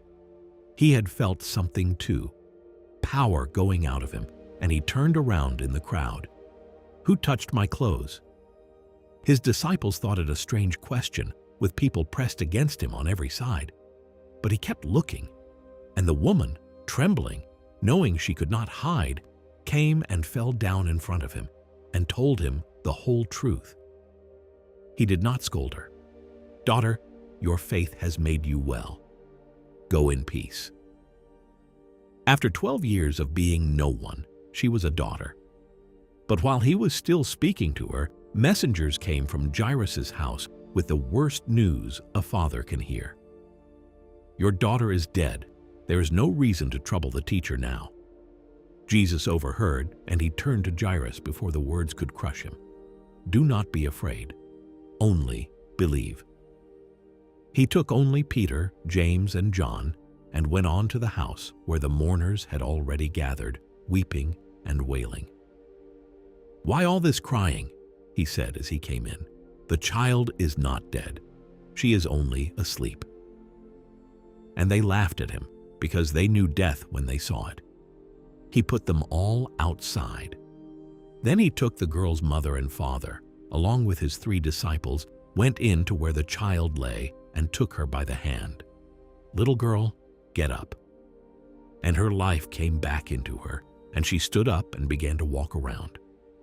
Her parents were beside themselves. Jesus told them to give her something to eat and not to go telling the whole world what had happened. As he left that house, 2 blind men followed after him, calling out, "Have mercy on us, Son of David."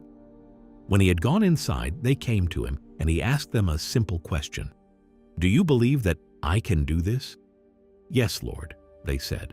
He touched their eyes. "Let it be done for you according to your faith." And they could see. He warned them to keep it quiet, but they could not, and they spread the news everywhere. As they were leaving, others brought him a man who could not speak, held by a dark spirit. And Jesus drove the spirit out, and the man spoke for the first time, and the crowds were astonished. But the Pharisees, watching, only hardened and muttered again that he did all of it by the power of the prince of demons. After a while, he went back once more to his hometown of Nazareth, and on the Sabbath he taught in the synagogue, and the people who had known him all his life were amazed and offended at the same time. "Where does he get all this? Isn't this the carpenter, Mary's son? Don't we know his brothers and his sisters? Who does he think he is?" They could not get past the fact that they had watched him grow up, and because they would not believe, he did very little there. He marveled at it, at how the people who knew him best could see the least. A prophet is honored everywhere except in his own hometown, among his own people. The work was now far too large for one man. He gathered the 12 and sent them out 2 by 2 to do what they had watched him do. He gave them authority over unclean spirits and power to heal, and sent them to announce that the kingdom of God had come near. His instructions were bracing. Travel light. Take no money, no bag, no spare clothes. Depend on the towns you enter. Where people welcome you, stay and bless the house. Where they turn you away, shake the dust off your feet and move on. So the 12 went out, preaching that people should turn back to God, driving out demons and healing the sick, going from village to village in his name. By now, the name of Jesus had reached the ears of Herod himself, the ruler who had imprisoned John. And when Herod heard about the miracles, a guilty dread took hold of him. "It is John, whom I beheaded. He has risen from the dead." For Herod had John's blood on his hands, and it haunted him. It had happened this way.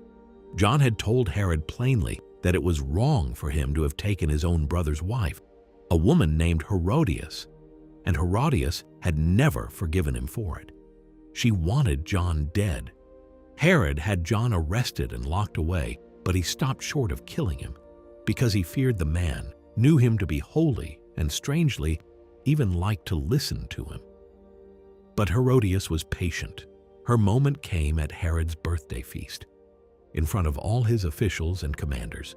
Her daughter came in and danced, and pleased Herod so much in front of his guests that he swore a reckless oath to give her anything she asked, up to half his kingdom. The girl went out to her mother and asked what she should request, and her mother told her. She came back to the king. "I want the head of John the Baptist here on a platter."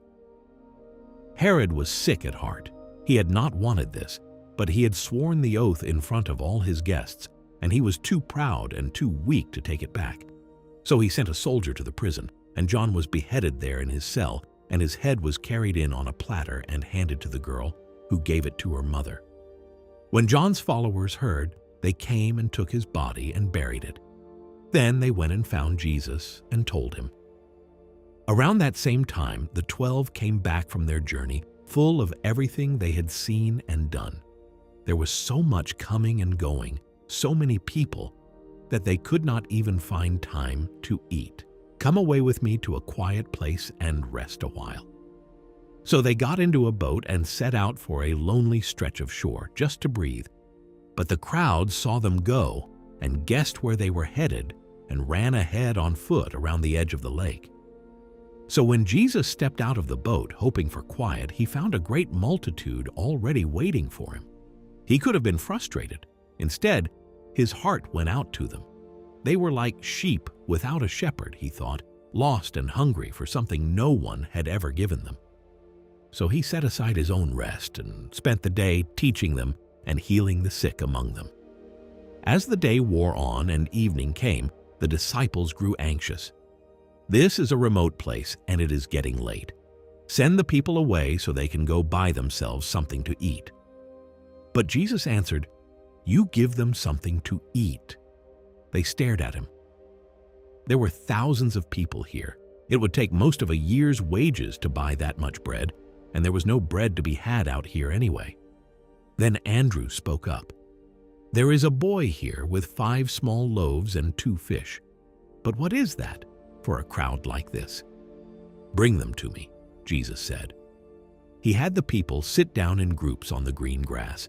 Then he took the 5 loaves and the 2 fish, looked up to heaven, gave thanks, broke the bread, and began handing it to his disciples to pass out to the people. And it did not run out. It kept coming and coming until every last person in that enormous crowd had eaten as much as they wanted and was full. When it was over, the disciples gathered the leftover pieces and filled 12 baskets with them. There were about 5,000 men there that day, besides all the women and children, and they had been fed from a boy's lunch. The people were electrified. This was the kind of king they had been dreaming of, one who could feed them, one who could free them from Rome and want and hunger. They began to talk of taking him by force and making him king on the spot. Jesus would have none of it. He sent the disciples ahead in the boat to cross back over the lake, dismissed the crowds, and then went up onto the mountainside alone to pray finally in the quiet he had been seeking all day. Night fell. Out on the lake, the wind had turned against the disciples, and their boat was a long way from shore, fighting the waves, getting nowhere. And in the darkest part of the night, somewhere near morning, they saw something that turned their blood cold. A figure was coming toward them across the surface of the water, walking on the sea itself. They cried out in terror, certain it was a ghost. "Take heart," came his voice across the water. "It is I. Do not be afraid." Peter, being Peter, called back, "Lord, if it is really you, tell me to come to you on the water." "Come," Jesus said. And Peter climbed over the side of the boat and stepped out onto the water, and he actually walked toward Jesus across the waves. But then he felt the wind, saw the dark water heaving under his feet, and the fear rushed back in. The moment it did, he began to sink. "Lord, save me!" Jesus reached out at once and caught him by the hand and held him up. "You of little faith, why did you doubt?" The 2 of them climbed into the boat, and the wind died away. And the men in the boat, who had seen the storm stilled once before and wondered who he could be, did not wonder this time. They worshipped him. "Truly, you are the Son of God."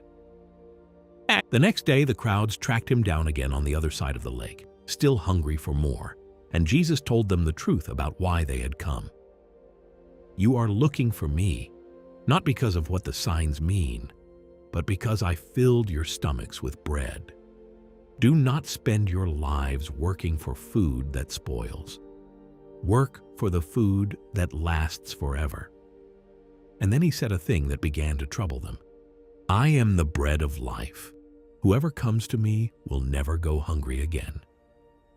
He went further, and the further he went, the harder it became to hear. He spoke of having come down from heaven. He spoke of giving his own flesh for the life of the world, of how they would have to take him into themselves the way they took in bread, to feed on him, to drink him in, if they wanted real life. It was strange and shocking talk, and the crowd that had wanted to crown him a king the day before began to pull back, muttering, "This is a hard teaching. Who can accept it?" And then quietly, the great crowds began to melt away.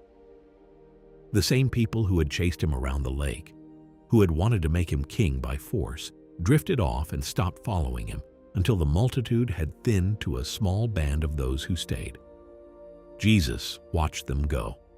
Then he turned to the 12, the men he had chosen, and asked them the question that hung in the air. "Do you want to leave too?" It was Peter who answered, the same Peter who had sunk in the lake and been pulled back up. "Lord, where would we go? You are the one with the words of eternal life. We have come to believe and to know that you are the Holy One of God." They would stay, but the tide had turned.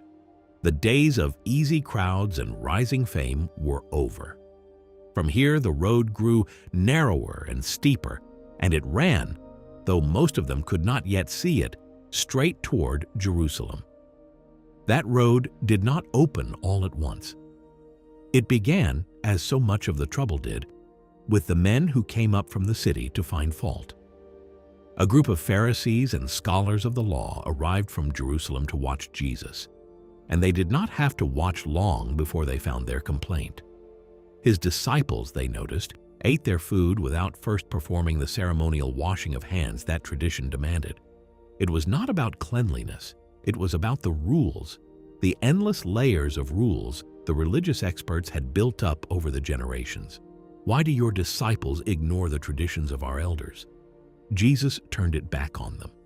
"And why do you break the command of God for the sake of your traditions?" He gave them an example that stung. God had commanded people to honor their father and mother, but these same teachers had invented a loophole. A man could declare his money set apart as a gift to God, then use that as an excuse to give nothing to his own aging parents, leaving them in need while keeping his wealth for himself. You have a fine way of setting aside the command of God in order to keep your traditions. They honored God with their lips, he said, while their hearts stayed far away. Then he turned to the crowd. It is not what goes into a person that makes them unclean. It is what comes out. Nothing you eat can defile your soul. But out of the heart come the cruel thoughts, the lies, the greed, the violence. That is what makes a person unclean. With one stroke, he had moved the whole question of holiness from the hands to the heart. After that, he withdrew, traveling north and west out of Galilee altogether into the foreign country around the cities of Tyre and Sidon. He wanted quiet, and he did not want to be known there, but he could not stay hidden. A woman heard he had come, and she came to find him, and she was not even one of his own people. She was a Gentile, an outsider, with a daughter tormented by an evil spirit, and she would not stop crying out to him for help. At first he said nothing at all. His disciples grew annoyed and wanted him to send her away. He said, almost as a test, that he had been sent to the lost sheep of Israel, not to foreigners. But the woman came and knelt right in front of him. "Lord, help me." And he gave her a hard saying, the kind that would have turned most people away. It is not right to take the children's bread and throw it to the dogs. She did not flinch. She caught the picture and turned it around with a faith quicker than the insult. "Yes, Lord, but even the dogs under the table get to eat the crumbs the children drop." Jesus looked at her, and something like delight crossed his face. "Woman, your faith is great. It will be done just as you want." And her daughter was healed from that very hour. The bread of the kingdom, it turned out, was not going to stay inside the borders of Israel after all. He came back by way of the region east of the lake, among people who were mostly Gentiles, and there the crowds found him again, bringing their sick. He healed them, including a man who was deaf and could barely speak, until the people were amazed and gave glory to the God of Israel. And once more, when a great crowd had stayed with him 3 days and had nothing left to eat, his heart went out to them, and he would not send them away hungry.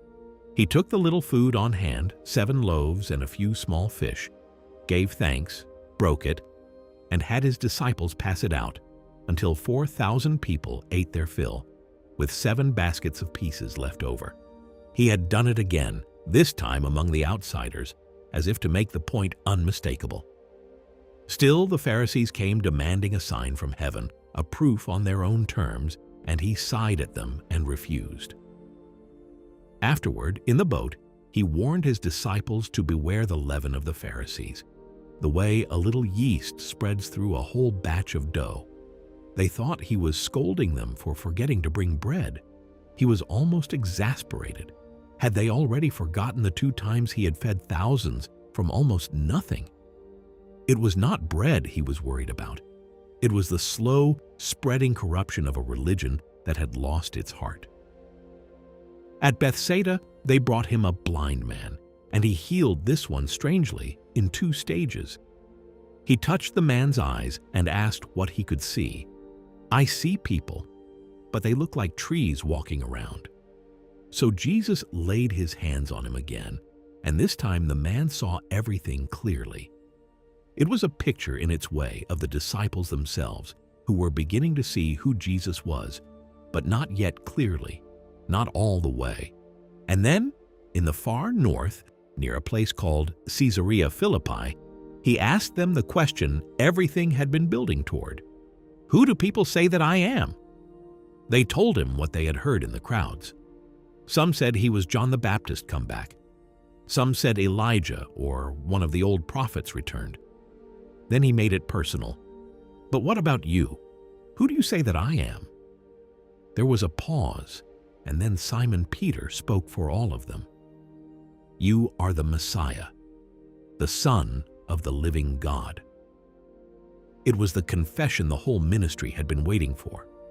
"Blessed are you, Simon. No human being revealed this to you. My Father in heaven did. And I tell you, you are Peter, the rock, and on this rock I will build my church, and not even the gates of death will overpower it."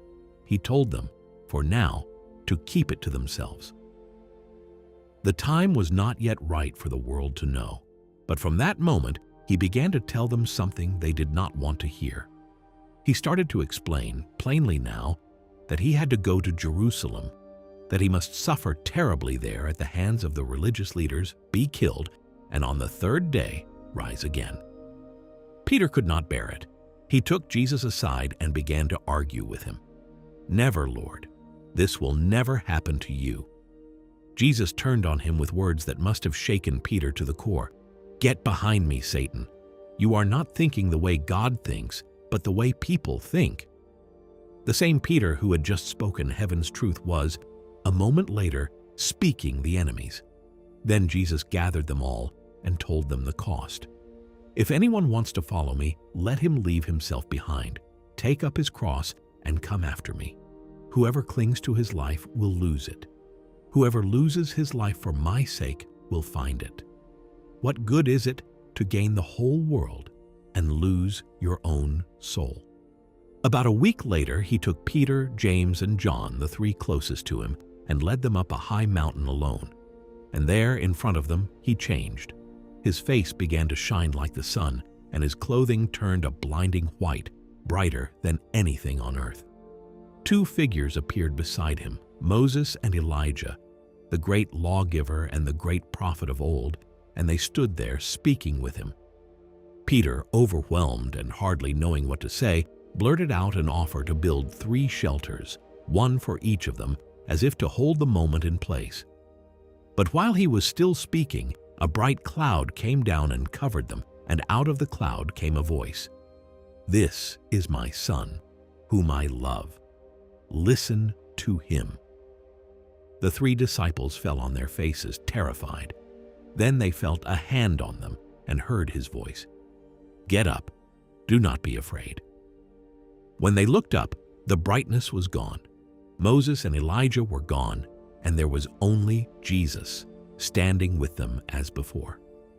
He told them to say nothing about it until after he had risen from the dead, words they still could not understand. When they came back down the mountain, they walked straight into a crisis. A large crowd had gathered, and a desperate father was waiting. His only son was seized by a violent spirit that threw the boy to the ground and into convulsions.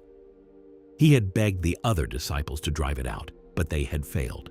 "If you can do anything, please have pity on us and help us." "If you can," Jesus said, "everything is possible for the one who believes." And the father cried out the most honest prayer in all the Gospels. "I believe. Help me with my unbelief." Jesus commanded the spirit to come out, and it threw the boy down one last time and left him so still that the crowd thought he was dead. But Jesus took him by the hand and lifted him up and gave him back whole to his Father. Later, in private, the disciples asked why they had not been able to do it. Some things, he told them, only come loose through prayer. When they came at last to Capernaum, a small matter was waiting that turned out not to be small at all. The collectors of the temple tax came to Peter with a pointed question. "Doesn't your teacher pay the tax?" This was the half shekel that every man paid each year toward the upkeep of the temple, the house of God himself. "Yes," Peter said, "he does," and went inside. But before Peter could even raise it, Jesus spoke first. "Tell me, Simon, when the kings of the earth collect their taxes, who do they collect from? Their own children or everyone else?" "From everyone else," Peter answered. "Then the children are free." It was a quiet thing to say, and an enormous one. This was his father's house. A son does not pay a tax to keep up his own father's home. By every right, he owed nothing here, and yet he chose to pay it anyway, rather than cause needless offense. "Go down to the lake, throw in a line, and open the mouth of the first fish you catch. Inside it, you will find a coin, enough for both of us. Take it and give it to them, for you and me." So the one who owned the house paid the tax on it, covered Peter's share along with his own, and said nothing more about it. For all that they had seen, the disciples were still small in the ways that mattered most. On the road, they had been arguing among themselves about which of them was the greatest. Jesus knew it, so he took a little child and stood the child in front of them all. "Unless you change and become like little children, you will never even enter the kingdom of heaven. Whoever makes himself low, like this child, is the greatest of all." Then Peter came with a question about forgiveness. "Lord, how many times should I forgive someone who keeps wronging me? 7 times?" He must have thought 7 was generous. Not 7 times, 70 times 7. In other words, stop counting. To drive it home, he told a story. A king decided to settle accounts with his servants, and one of them owed him a staggering sum, more than a man could repay in many lifetimes. The servant fell down and begged for time, and the king, moved with pity, simply forgave the entire debt and let him go free. But that same servant walked straight out and found a fellow servant who owed him a tiny amount, a few days' wages, and he grabbed him by the throat and demanded payment. When the man begged for time, the very words he himself had just used, he refused and had him thrown into prison. When the king heard of it, he was furious. "You wicked servant! I forgave you everything. Should you not have shown the same mercy to someone else?" And he handed him over to be punished. That, Jesus said, is how it will go for anyone who has been forgiven so much and will not forgive his brother from the heart. The great feast was coming now in Jerusalem, and his brothers urged him to go up and show himself openly to the world. But he knew what was waiting in that city, and he went quietly in his own time and on his own terms. The road south had begun. He came into Jerusalem in the middle of the great Feast of Tabernacles, when the city was packed with pilgrims and already buzzing about him. People argued over him in low voices, afraid to speak too loudly. Some said he was a good man. Others said no, he was leading the people astray. No one spoke of him openly because everyone was watching to see what the authorities would do. Then, halfway through the feast, he walked into the temple courts and began to teach. The learned men were taken aback by how much he knew. How does this man have such learning when he never studied with us? He told them his teaching was not his own invention, but came from the one who had sent him, and that anyone who truly wanted to do God's will would recognize the truth of it. The mood in the city turned dangerous. Some in the crowd knew the leaders were trying to kill him and marveled that here he stood teaching in the open while no one laid a hand on him. The chief priests sent temple guards to arrest him, but the guards came back empty-handed, and when they were asked why, they could only say, "No one ever spoke the way this man speaks." On the last and greatest day of the feast, when the priests poured out water in the temple as they did every year, Jesus stood up and called out in a loud voice so the whole crowd could hear, "If anyone is thirsty, let him come to me and drink. Whoever believes in me, rivers of living water will flow out from within them." It split the crowd down the middle. Some said he was the promised one. Others scoffed, and the leaders were furious that they still had not stopped him. Only one voice spoke up for him in their council, a familiar one. Nicodemus, the man who had come to him by night, asked carefully whether their own law allowed them to condemn a man without first hearing him out. They turned on him for it, and the matter dropped for now. It was during these tense days that they tried to trap him with a woman's life. The scribes and Pharisees dragged a woman into the temple court in front of everyone and made her stand there exposed.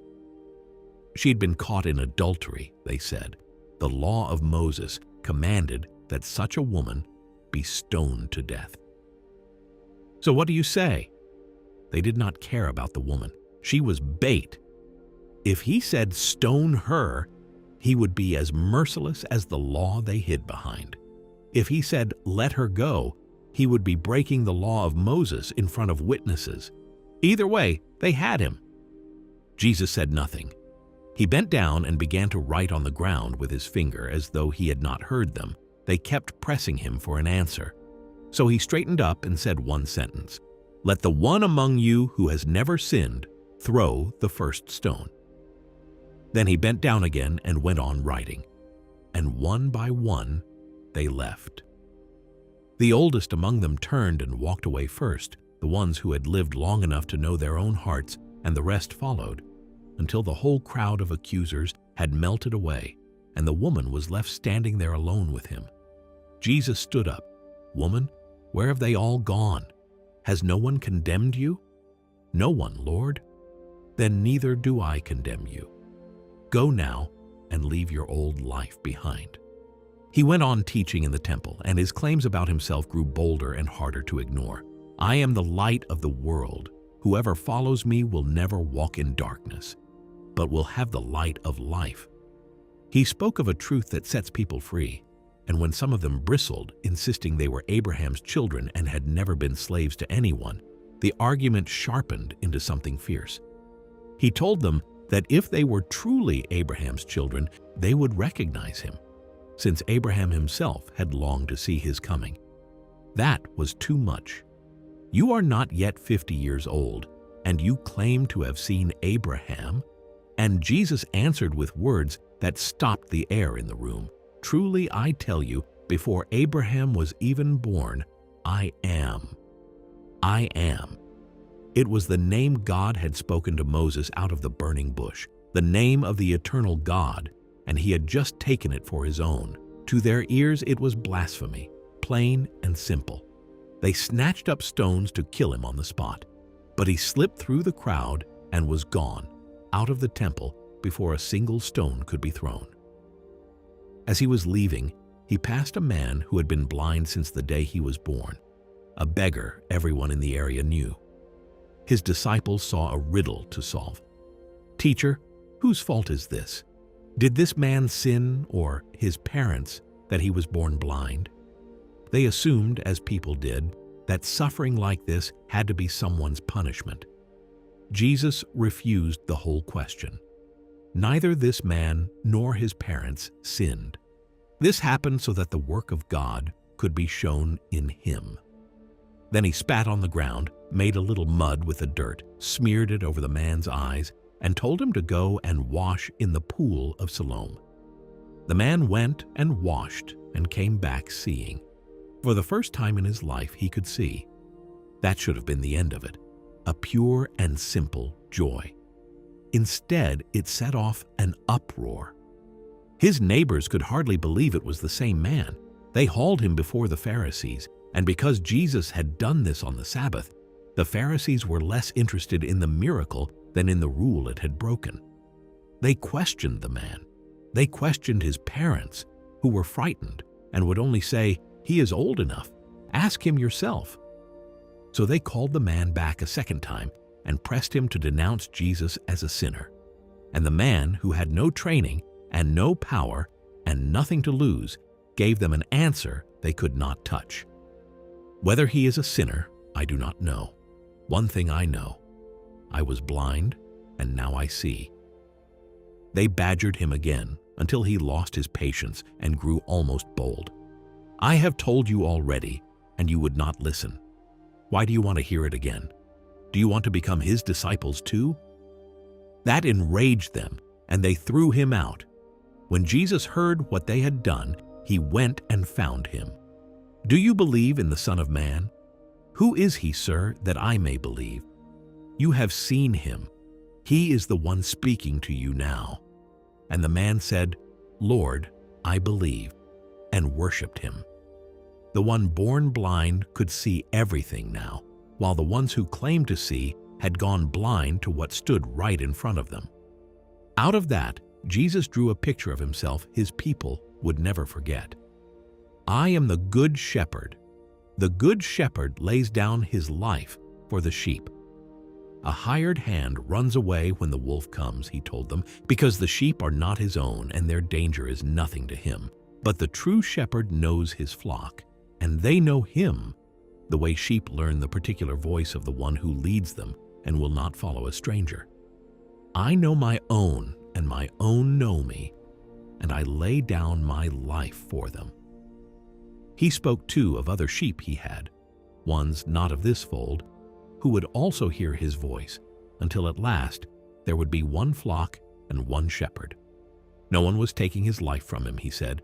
He was laying it down freely of his own accord, with the power to take it up again. Once more the crowd was split. Some called him mad. Others answered, "Can a madman open the eyes of the blind?" The feast ended, but Jerusalem stayed far too dangerous to linger in, so Jesus turned back out into the countryside, through the villages of Judea and the lands beyond the Jordan, teaching as he went. And it was on those dusty roads in the months that followed that he told some of the greatest stories the world has ever heard. The work was spreading faster than the 12 could carry it, so Jesus chose 72 others and sent them ahead of him, 2 by 2, into every town he was about to visit, to heal the sick and announce that the kingdom of God had come near. He told them the harvest was vast and the workers were few, and he sent them out like lambs among wolves, carrying nothing, depending on the kindness of strangers. And when they returned, they were glowing. "Lord, even the demons obey us when we use your name." Jesus told them he had watched Satan fall from heaven like a bolt of lightning, but he steered their joy somewhere deeper. Do not celebrate that the spirits obey you. Celebrate that your names are written in heaven. It was around this time that an expert in the law stood up to test him. "Teacher, what must I do to inherit eternal life?" Jesus turned the question back on him. What did the law say? The man answered well, that a person must love God with everything in him and love his neighbor as himself. You have answered correctly. Do that, and you will live. But the man wanted to justify himself, to find the edges of the rule. So he pressed further. And who exactly is my neighbor? In answer, Jesus told a story. A man was traveling down the lonely road from Jerusalem to Jericho, he said, when robbers fell on him, stripped him, beat him half to death, and left him bleeding in the ditch. Before long, a priest came down that road, a holy man, a servant of the temple. He saw the wounded man, crossed to the other side, and walked on by. After him came a Levite, another religious man, and he too looked. And he too passed by on the far side. Whatever their reasons, fear, hurry, the dread of being made unclean by a body, they left him there to die. Then a third man came along the road, a Samaritan. And here Jesus chose the one kind of person his listeners despised most. A foreigner, a heretic, the sort of man a good Jew crossed the street to avoid. But it was the Samaritan who stopped. When he saw the broken man in the ditch, his heart went out to him. He knelt down, cleaned and bandaged the wounds, lifted the man onto his own animal, and walked beside him to an inn where he cared for him through the night. In the morning, he gave the innkeeper money and told him to look after the man and promised to cover whatever more it cost when he came back through. Then Jesus asked the expert the only question that mattered. Which of these three was a neighbor to the man who fell among the robbers? The man could not even bring himself to say the word Samaritan. The one who showed him mercy. Go and do the same. A neighbor, it turned out, was not a category to be defined. It was something you became for whoever lay in front of you in need. As he traveled, he came to a village where a woman named Martha welcomed him into her home. Her sister, Mary, sat down at his feet and listened to every word he said, while Martha rushed about the kitchen, working herself ragged to host him properly, until at last she could not stand it. Lord, don't you care that my sister has left me to do all the work alone? Tell her to help me. But Jesus answered, Martha, Martha, you are worried and upset about so many things. Only one thing is truly necessary. Mary has chosen it, and it will not be taken away from her. He loved Martha and her busy, generous hands, but he would not let her scold her sister for choosing, of all things, simply to be with him. His disciples watched the way he prayed, and one day they asked him to teach them to pray as he did. He gave them again the simple words he had taught on the mountain and urged them to keep asking, keep seeking, keep knocking, and to trust that the Father who loved them would answer. One Sabbath, teaching in a synagogue, he noticed a woman who had been bent over for 18 years, so badly crippled she could not straighten up at all. He called her forward. Woman, you are set free. He laid his hands on her, and at once she stood up straight, for the first time in nearly 2 decades, and began praising God. But the ruler of the synagogue was indignant that the healing had happened on the Sabbath, and scolded the crowd that there were 6 other days for such things. Jesus had no patience for it. You hypocrites! Every one of you unties his ox or his donkey on the Sabbath and leads it out to water.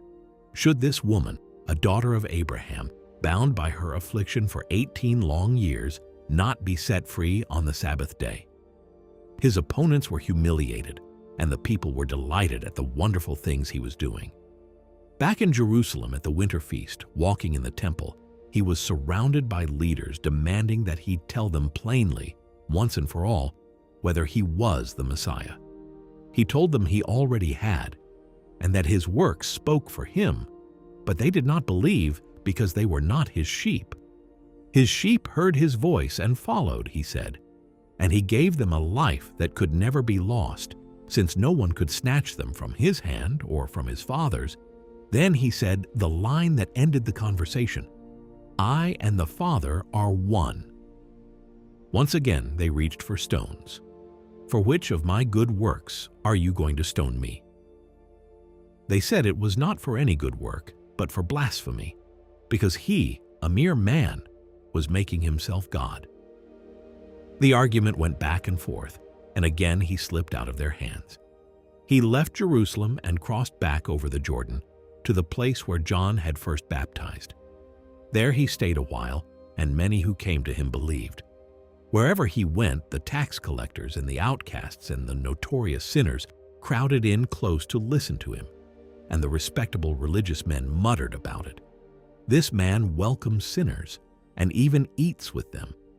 So Jesus told them 3 stories about lost things, and they may be the truest things he ever said about the heart of God. "What man," he asked, "who has 100 sheep and loses one of them, does not leave the 99 and go searching the hills until he finds the one that wandered off? When he finds it, he lifts it onto his shoulders, carries it home, and calls his friends together to celebrate. Or what woman, who has 10 silver coins and loses one, does not light a lamp, sweep the whole house, and search every corner until she finds it, then call her neighbors to rejoice with her? That," he said, "is what heaven is like over even one lost soul that comes home." Heaven does not shrug. Heaven throws a party. And then he told the greatest of them. "There was a man who had 2 sons," he began. The younger one came to his father and asked for his share of the inheritance now, while his father was still alive, which was as good as wishing him dead. And the father, astonishingly, gave it to him. The young man gathered everything and went off to a far country, where he threw it all away on wild living until every last coin was gone. Then a famine struck. He grew so desperate that he hired himself out to feed pigs, so hungry he would gladly have eaten the slop he was feeding them, and no one gave him anything. And there, in the pigsty at the very bottom, he came to himself. He thought of his father's house, where even the hired servants had bread to spare, and he made up his mind. He would go home. He would tell his father he had sinned against heaven and against him, that he no longer deserved to be called a son, and would beg to be taken on as a servant. So he set out for home, rehearsing his little speech the whole long way. But while he was still a long way off, his father saw him. The father had been watching the road, and when he saw that distant figure, ragged and broken, he did not wait. He did not fold his arms and make his son crawl. He ran. This dignified old man hiked up his robe and ran down the road, threw his arms around his filthy son, and kissed him. The boy started into his rehearsed speech. "Father, I have sinned. I am not worthy to be called your son." But the father was hardly listening. He was already shouting to the servants to bring the best robe, a ring for his finger, sandals for his feet, and to kill the fattened calf, because his son who was dead was alive again. His son who was lost had been found. And the whole house broke into a feast. There was one more turn to the story, and Jesus aimed it straight at the grumbling religious men in front of him. The older son, the dutiful one, came in from the fields and heard the music and refused to go in. He was bitter. All these years he had served his father and never once disobeyed. Yet no one had ever thrown him so much as a small party, while this wastrel came home and got a feast. The father came out and pleaded with him too. "My son, you are always with me, and everything I have is yours. But we had to celebrate. Your brother was dead and is alive. He was lost and is found." And there Jesus left it, with the door standing open, and the older brother still outside in the dark, having to decide whether he would go in to a party for a sinner. It was the very question he was putting to every proud and dutiful man who resented the company he kept. He had been speaking about money and how a person cannot serve both God and wealth, and now he told a story that pulled back the curtain on where such choices lead. There was a rich man, he said, who dressed in the finest clothes and feasted in luxury every single day.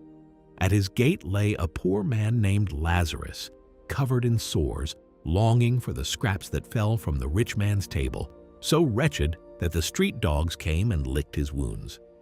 The rich man stepped over him every day and did nothing. In time, they both died.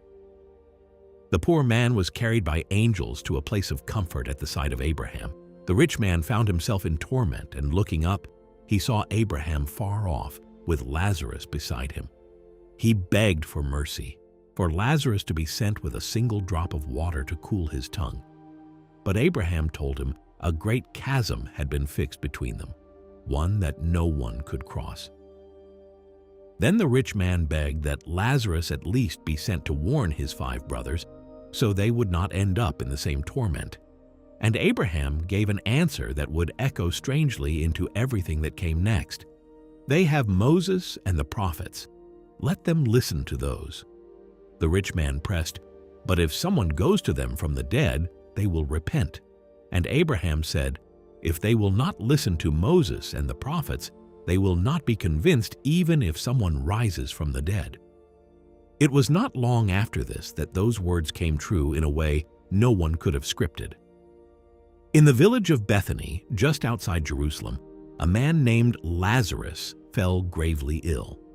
This was not the beggar of the story, but a real man, a close friend of Jesus, the brother of Mary and Martha, the same Mary who had sat at his feet.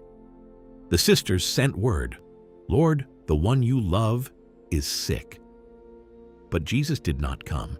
He stayed where he was 2 more days, and by the time he set out for Bethany, Lazarus was dead. His disciples were afraid to go back so near Jerusalem, where the leaders wanted him dead. But he went.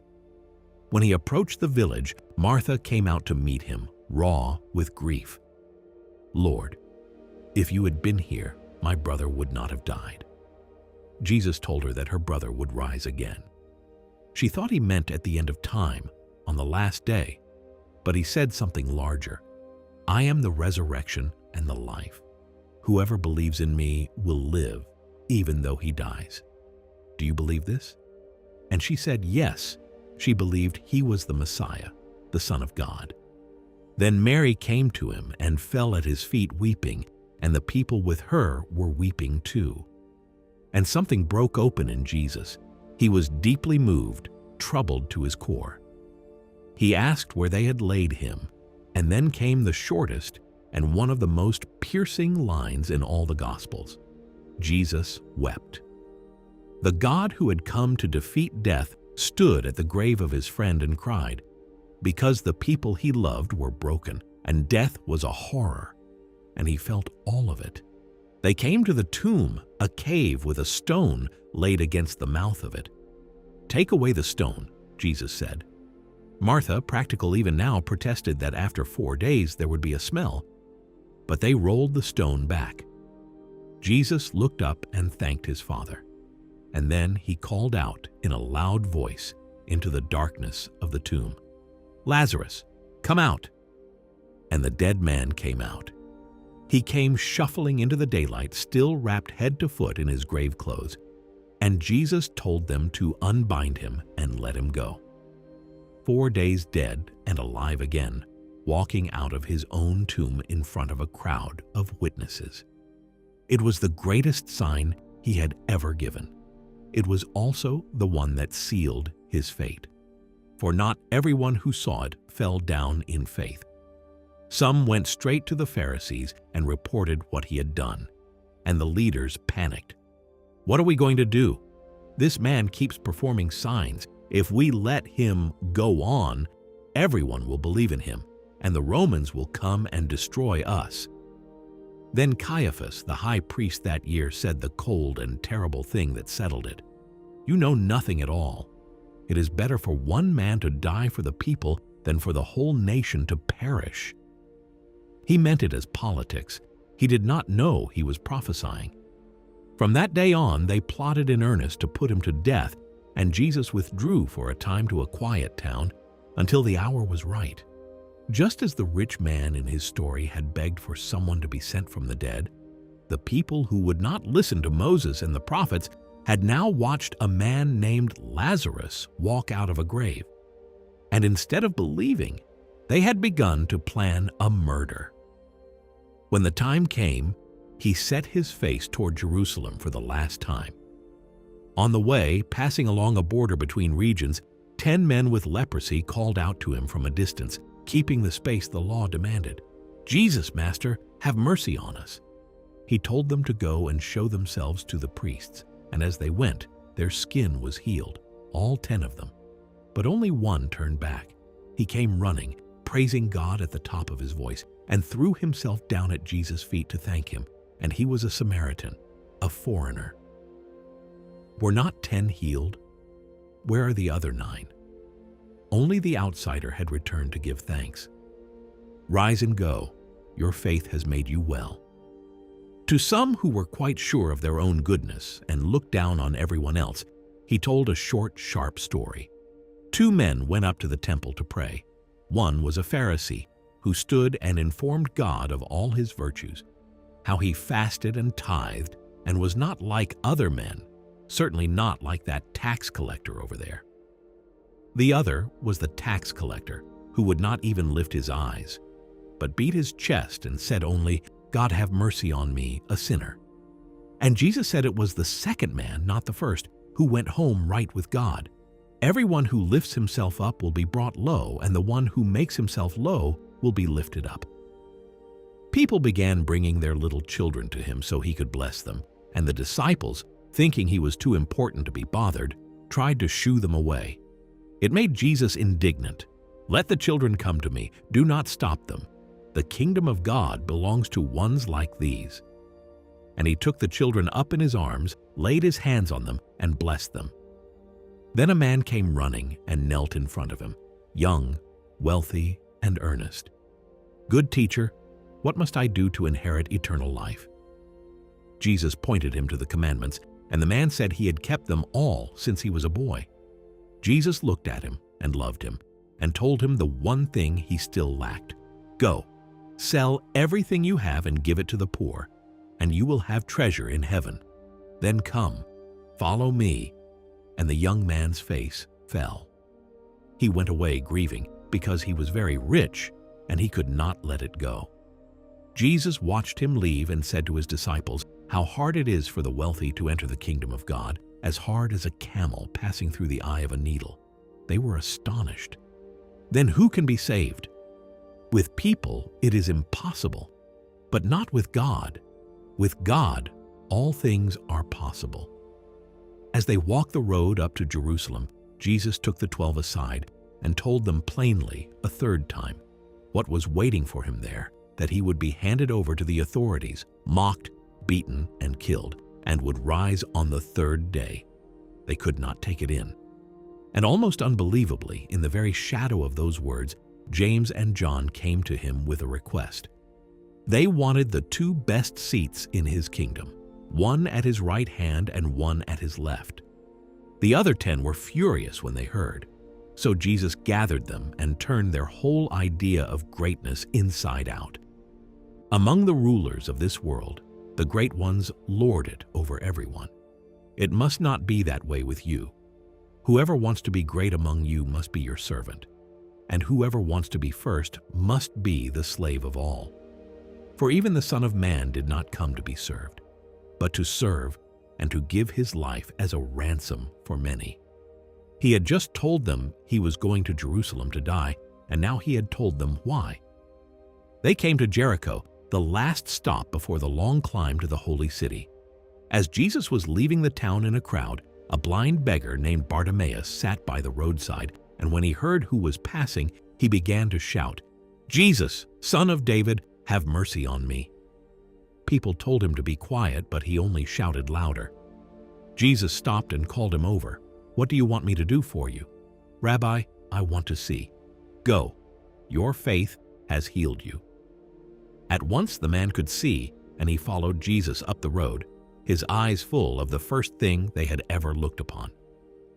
In that same town of Jericho lived a man named Zacchaeus, a chief tax collector, rich and widely hated.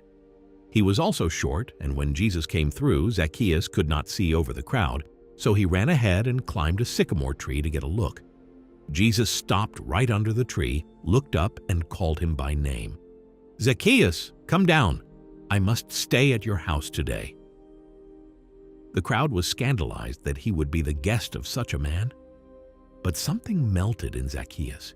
He stood up and declared then and there that he would give half of everything he owned to the poor and pay back 4 times over anyone he had cheated. Today, salvation has come to this house. For the Son of Man came to seek and to save the lost. He had not come for the people who thought they were fine. He had come climbing down after the ones everyone else had written off. 6 days before the Passover, he returned to Bethany, to the home of Lazarus, the man he had raised, and they gave a dinner for him. Martha served as Martha did, and Mary, the sister, took a jar of pure nard, an extravagantly costly perfume worth nearly a year's wages, poured it over his feet and wiped them with her hair until the whole house filled with the fragrance of it. It was a wild, lavish act of love. And one of the disciples objected sharply. Judas Iscariot asked why the perfume had not been sold and the money given to the poor, though he said it not because he cared for the poor, but because he kept the common purse and helped himself to what was in it. Jesus stopped him. "Leave her alone. She has kept this for the day of my burial. You will always have the poor with you. You will not always have me." Mary, it seemed, understood what was coming better than any of them.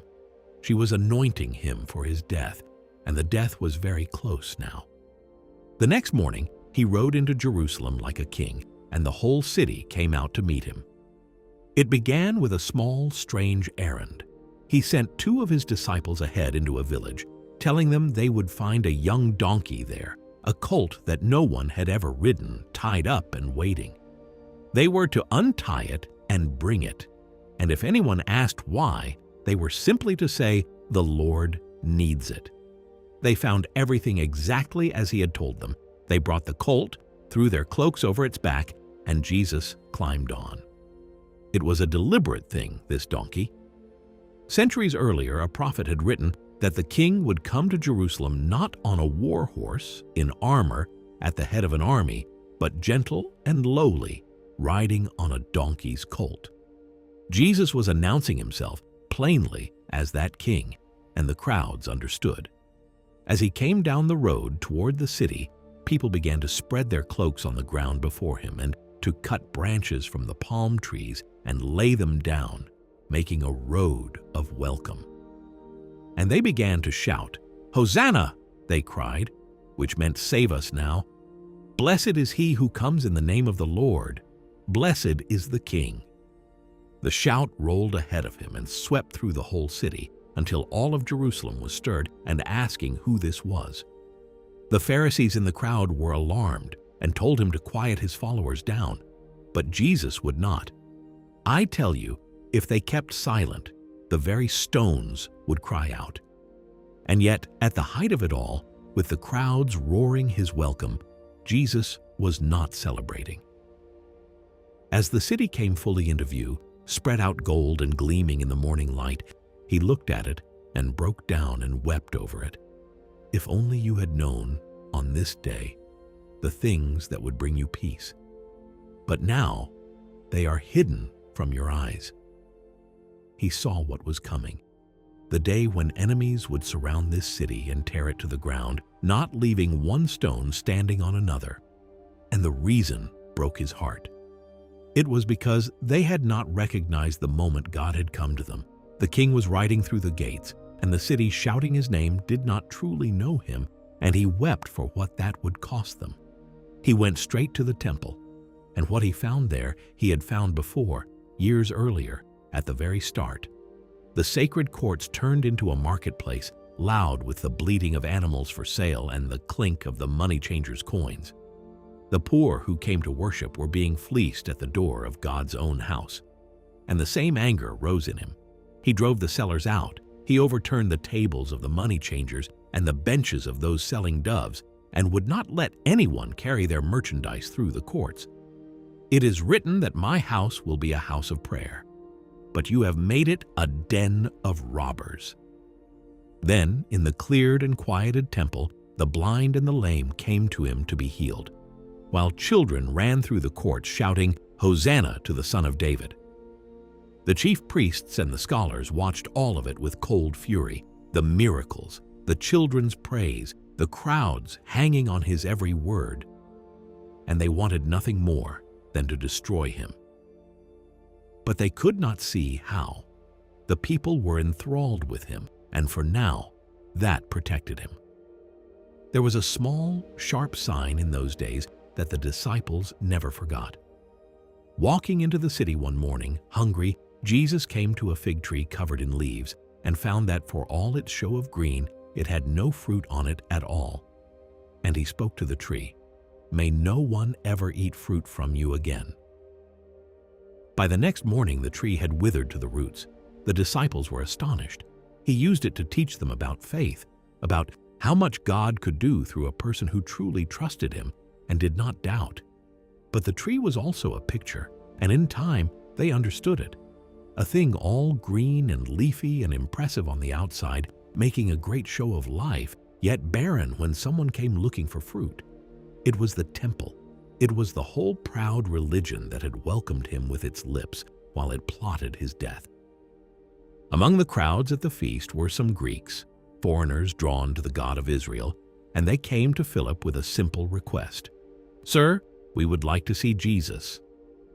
Philip brought the request to Andrew, and the two of them brought it to Jesus. Something in it moved him deeply, this first reaching of the outside world toward him, because he knew what it pointed to. The hour has come for the Son of Man to be glorified. Then he told them what that glory would cost. Unless a grain of wheat falls into the ground and dies, it stays a single seed, alone. But if it dies, it produces many seeds. He was the seed. He had to be buried in the ground before the great harvest could come, before the life in him could spread to the whole world, to Greeks and Jews alike. His own soul recoiled at it. Even so. "Now my heart is troubled," he admitted aloud. "And what shall I say? Father, save me from this hour? No, it was for this very hour that I came." And he prayed instead that his Father's name be glorified. A voice answered him out of heaven, so that the crowd heard a sound like thunder. He told them the voice had come for their sake, not his. The time of judgment was here. And when he was lifted up from the earth, he said he would draw all people to himself. He was speaking of the cross and the strange power it would have, pulling the whole world toward a dying man. And one day, all the way down the long centuries, that pull would reach as far as you. But the men who ran the temple were not drawn. They were closing in. And in the days that followed, they came at him one delegation after another, with their sharpest questions, trying to trap him into something they could use to destroy him. The first to come were the chief priests and elders, and they confronted him as he taught in the courts. "By what authority are you doing these things? Who gave you the right?" It was a fair-sounding question with a trap inside it. Jesus answered their question with one of his own. "Let me ask you something first. John's baptism, where did it come from? From heaven or from men?" And he had them. They huddled and argued. If they said from heaven, he would ask why they had not believed John. If they said from men, they feared the crowd, who all held that John had been a true prophet. So they gave the coward's answer, "We do not know." "Then neither will I tell you by what authority I do these things." Then he told them a story, and they could feel it was about them. A landowner planted a vineyard, walled it around, built a watchtower in it, rented it to tenant farmers, and went away. When the harvest came, he sent his servants to collect his share of the fruit. But the tenants seized the servants, beat one, killed another, and stoned a third. He sent more servants, and they were treated the same way. At last the owner sent his own son, thinking surely they would respect him.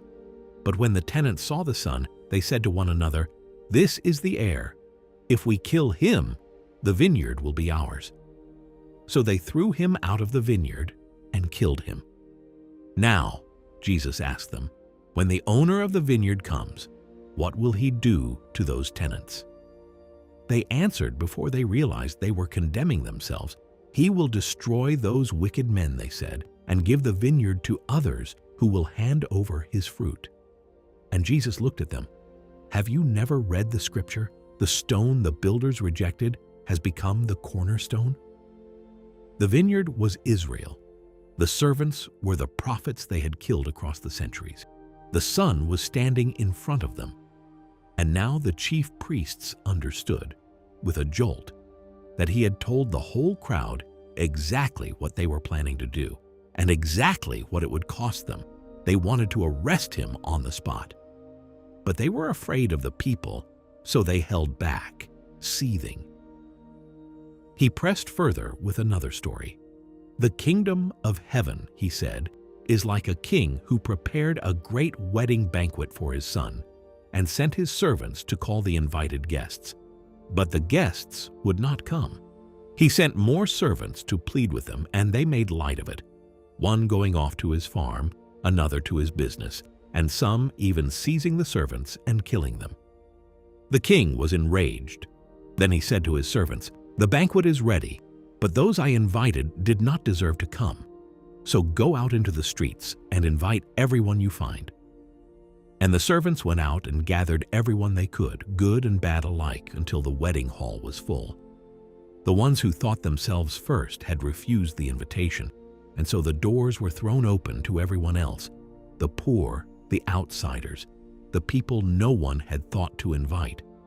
The Pharisees, stinging now, went off to plot how to trap him in his words, and they thought they had the perfect question. They sent their students, along with some of Herod's men, to ask him, with false flattery, whether it was lawful to pay taxes to Caesar. It was a beautiful trap. If he said yes, pay the hated Roman tax, the crowd would turn on him. If he said no, the Romans would arrest him for sedition. There seemed no way out. "Show me the coin used for the tax." They handed him a Roman coin. "Whose image is this, and whose name?" "Caesar's." "Then give to Caesar what belongs to Caesar, and give to God what belongs to God."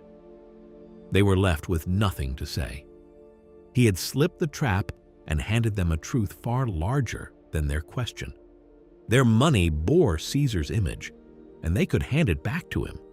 But they themselves bore the image of God, and they owed him everything. Then the Sadducees took their turn, the party who did not believe in any resurrection at all, and they came with a riddle designed to make the whole idea look absurd.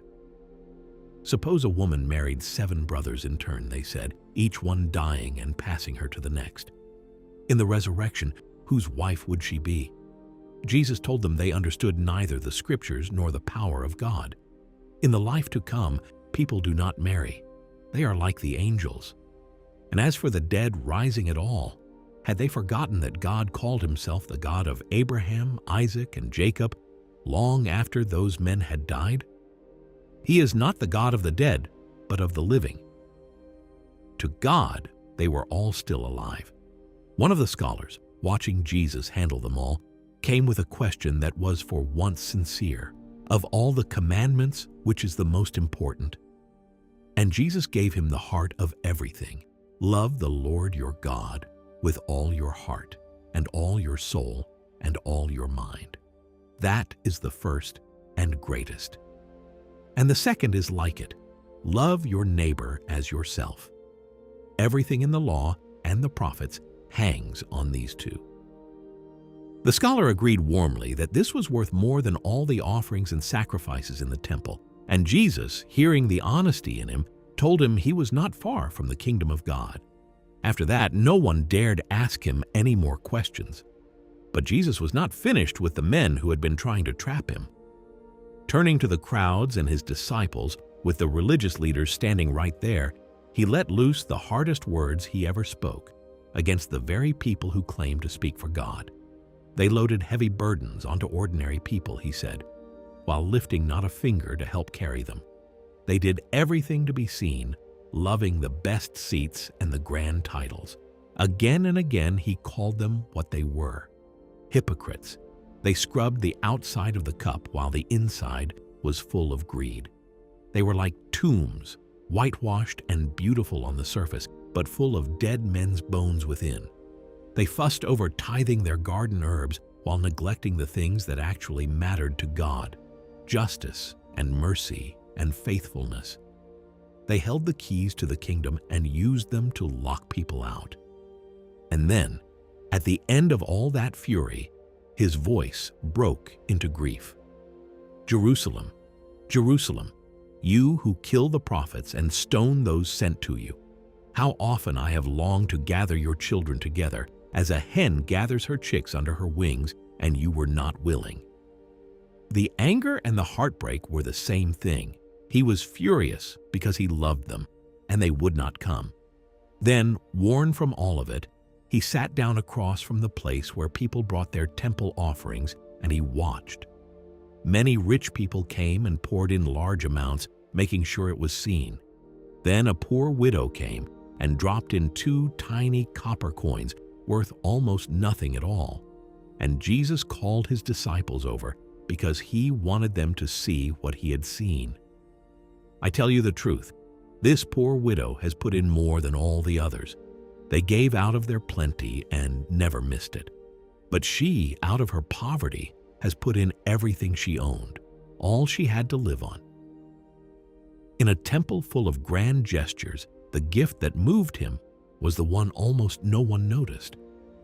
As they finally left the temple that day, one of the disciples looked back at the massive stones and the gold and the sheer scale of the place and remarked on how magnificent it was. Jesus stopped him.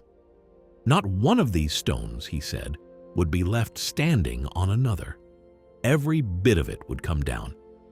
And with those words hanging in the air, they climbed up onto the Mount of Olives, across the valley from the city, and there, looking back at the temple in the failing light, the disciples asked him to tell them when these things would happen and what the sign would be of the end of all things. He did not give them a calendar. Instead, sitting there on the hillside with the temple glowing across the valley, he told them what the days ahead would hold and what they were to do in them. There would be hard times coming, he warned. Others would come claiming to be the Messiah and would fool many. There would be wars and rumors of wars, earthquakes and famines. But these were only the beginning of the pains, not the end. His own followers would be hated, arrested, betrayed, even killed for his name. And yet, through all of it, the good news of the kingdom would be carried to every nation on earth before the end came. He spoke of the temple's coming destruction, of a day of terror for Jerusalem when not one stone would be left standing, exactly as he had said. And he spoke of something farther off still, a day when the Son of Man would return, visible to all, coming on the clouds with power and glory to gather his people from the ends of the earth. When would it be? They wanted to know the hour, but that was the one thing he would not give them. No one knew the day or the hour, he said. Not the angels, not even the Son, only the Father. It would come like a thief in the night when people least expected it, in the middle of ordinary life, some ready and some not. And so the heart of everything he told them on that hillside came down to a single command, repeated in different ways. Keep watch, stay awake, be ready, because you do not know when the master of the house will return. But to those on his left, he will say the opposite. I was hungry, and you gave me nothing. I was a stranger, and you did not take me in. I was sick and in prison, and you never came. And they too will be baffled, certain they would have helped him if only they had seen him. And he will tell them, whatever you failed to do for the least of these, you failed to do for me. He had hidden himself in the hungry, the sick, the imprisoned, the stranger at the door. And the way a person treated the least of these was the way they had been treating him all along. That was the last of his great teaching. The hillside emptied, and the days grew short now.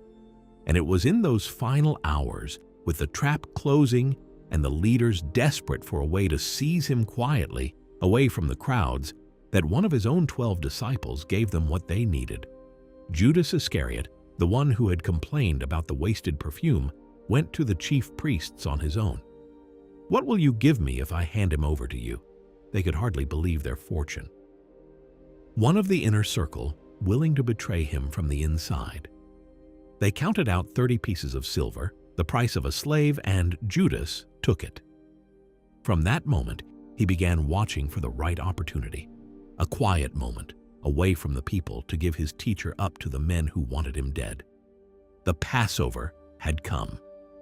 On the first evening of the feast, Jesus sent 2 of his disciples ahead into the city to prepare the meal. In an upstairs room, a friend had made ready. When evening fell, he gathered there with the 12, all of them, Judas among them, to share a final supper before the end. And what he did in that room, on that last night, they would never forget. It began with him on his knees.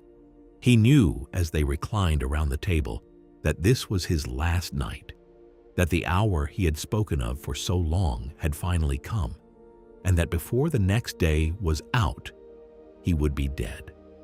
He knew, too, that one of the men at that very table had already sold him.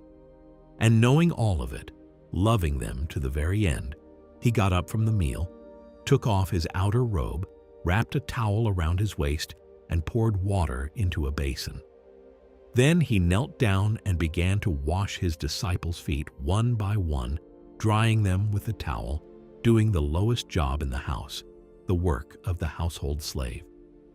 The men were stunned into silence.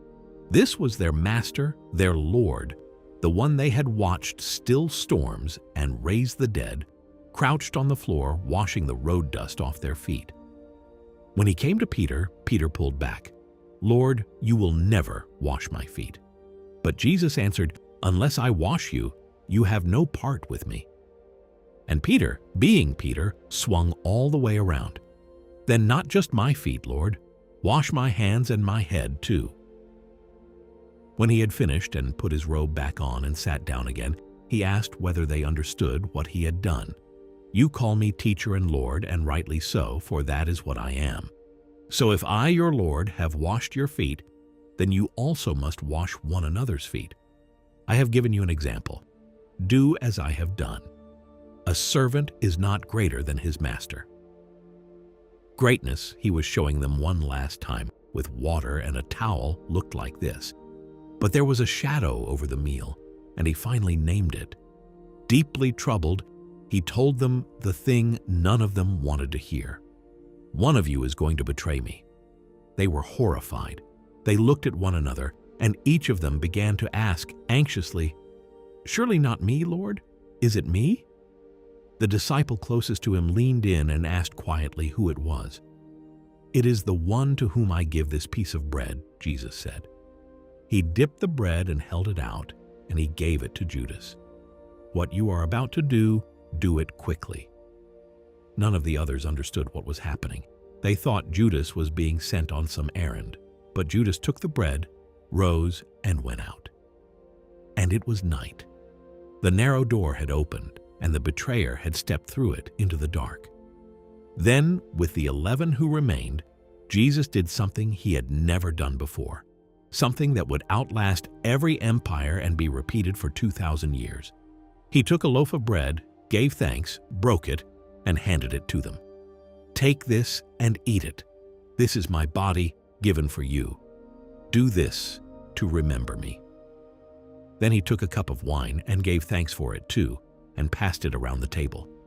"Drink from it, all of you. This is my blood, the blood of the new covenant, poured out for you and for many, for the forgiveness of sins." He was telling them in the plainest way he could what his death would be. His body would be broken like that bread. His blood would be poured out like that wine. And all of it would be for them, a gift, a covenant sealed in his own life, so they could be forgiven, and brought home to God. Every time they ate this bread and drank this cup from now on, they would be remembering him and what he had done. He had so much he wanted to give them in the little time that was left. He gave them a new commandment, the one that would mark them as his. Love one another. As I have loved you, so you must love one another. By this everyone will know that you are my disciples if you love one another. Not by their rules, not by their arguments, by their love. Peter, full of devotion and not yet knowing his own heart, declared he was ready to follow Jesus anywhere, even to prison, even to death. Lord, I would lay down my life for you. Jesus looked at him with sad affection. Would you really? Peter, before the rooster crows in the morning, you will deny 3 times that you even know me. Peter could not believe it. He insisted, more loudly, that he never would. But Jesus had already told him something gentler beneath the warning, that the enemy had wanted to sift them all like wheat. Yet he had prayed for Peter, and that when Peter had turned back after his failure, he should strengthen the others. Even as he foretold the man's collapse, he was making a place for him on the far side of it. And then, in those last hours around the table, he poured out his heart to them, words to carry them through everything that was coming. Do not let your hearts be troubled. Trust in God. Trust also in me. In my Father's house there are many rooms, and I am going there to prepare a place for you. I will come back and take you to be with me, so that where I am, you may be also. When one of them said they did not know the way, Jesus said, I am the way and the truth and the life. No one comes to the Father except through me. He promised he would not abandon them. He would ask the Father, he said, to send them another helper, a comforter, the Spirit of truth, who would be with them forever, who would live inside them, teach them, and remind them of everything he had said.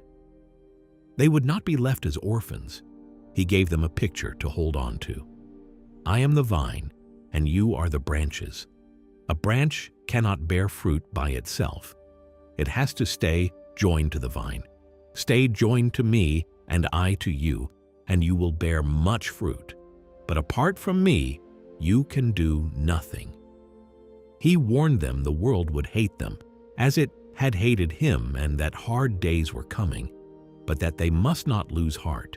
I have told you all this, so that in me you may have peace. In this world you will have trouble, but take courage. I have overcome the world. And he left them a gift unlike anything the world could give. Peace I leave with you. My peace I give to you. Do not let your hearts be troubled, and do not be afraid. And then, when he had said all of it, he lifted his eyes to heaven and prayed for them aloud so they could hear. He prayed first for himself, that as his hour had come, the Father would carry him through it.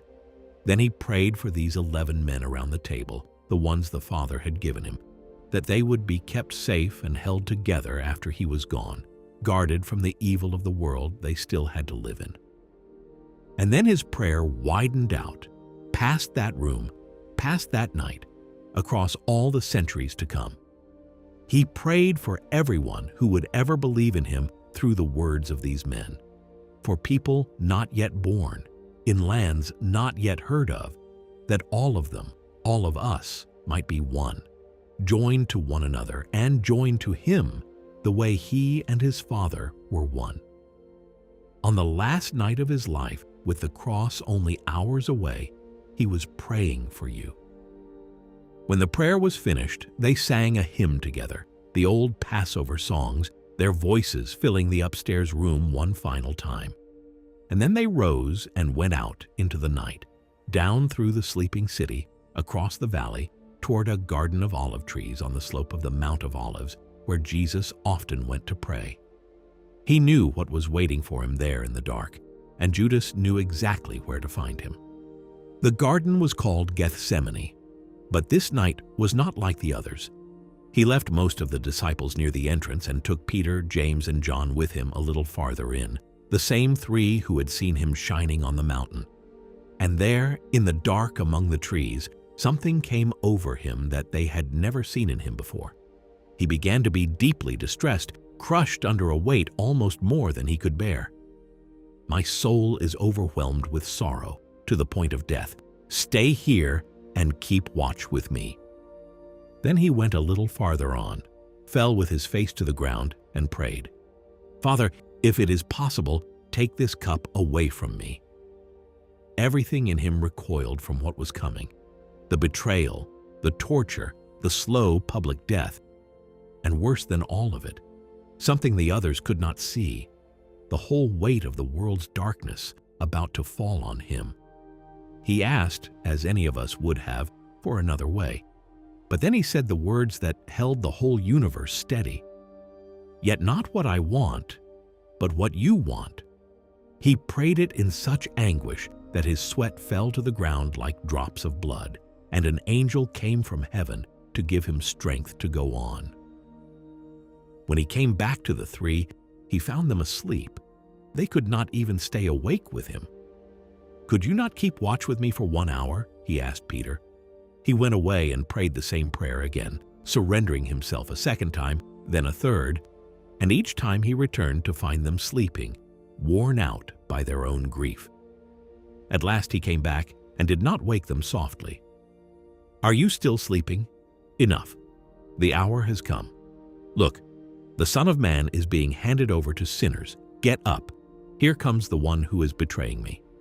And there, winding up through the trees, came the torches.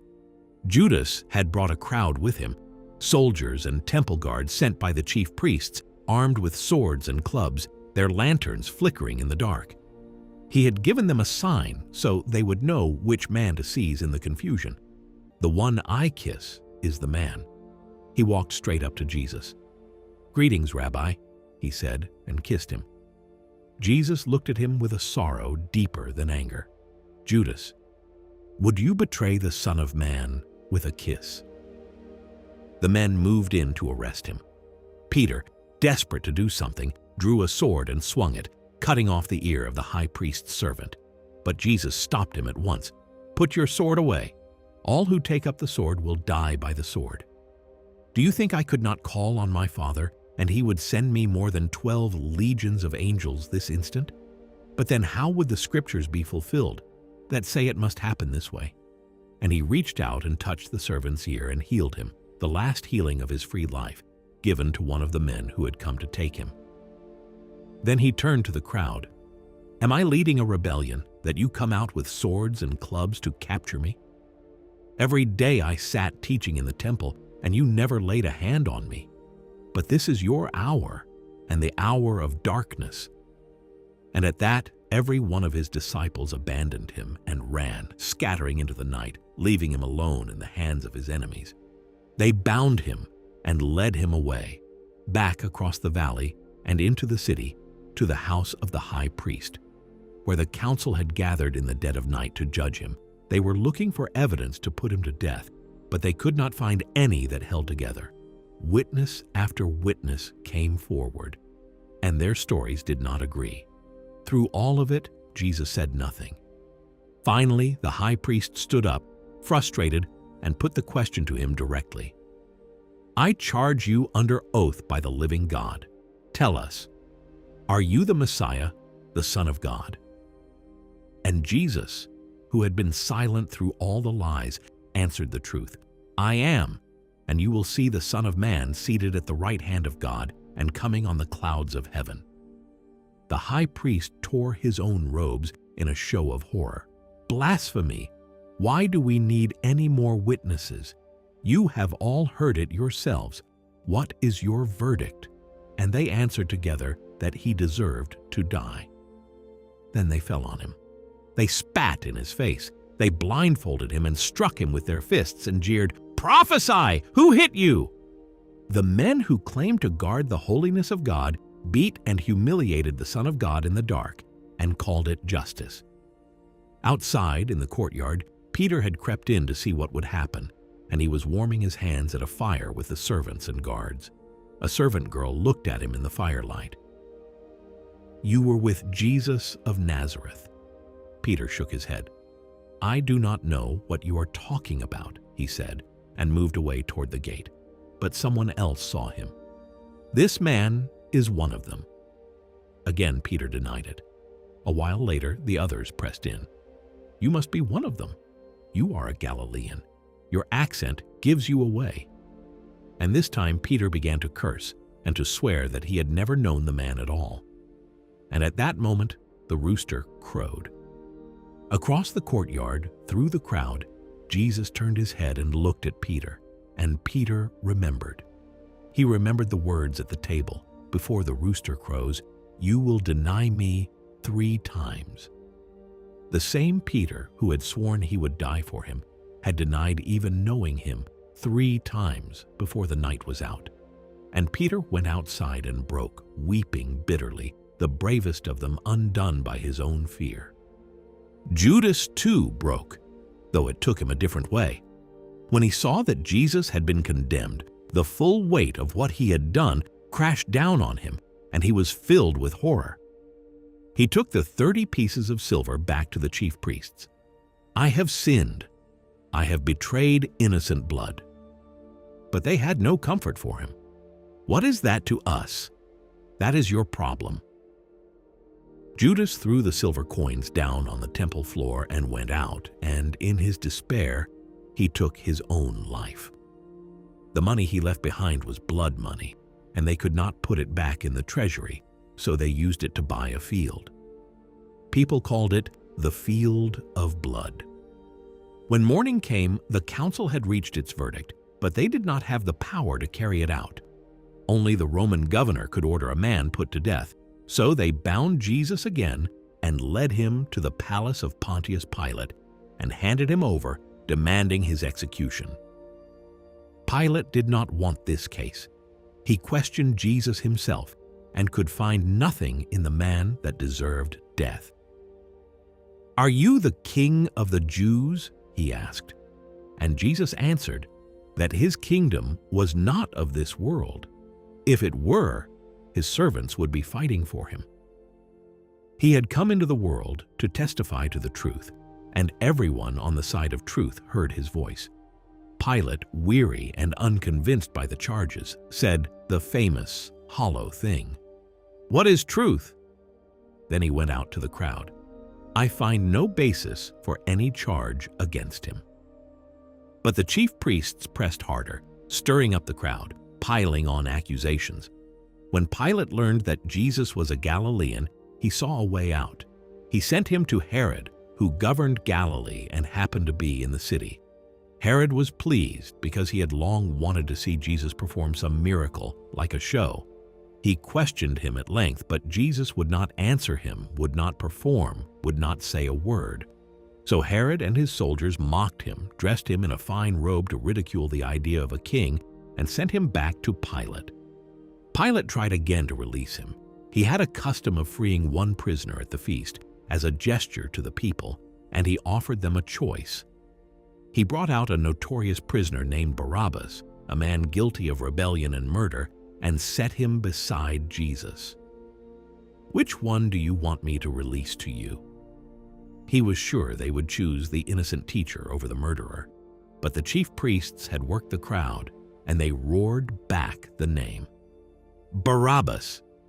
Pilate was taken aback.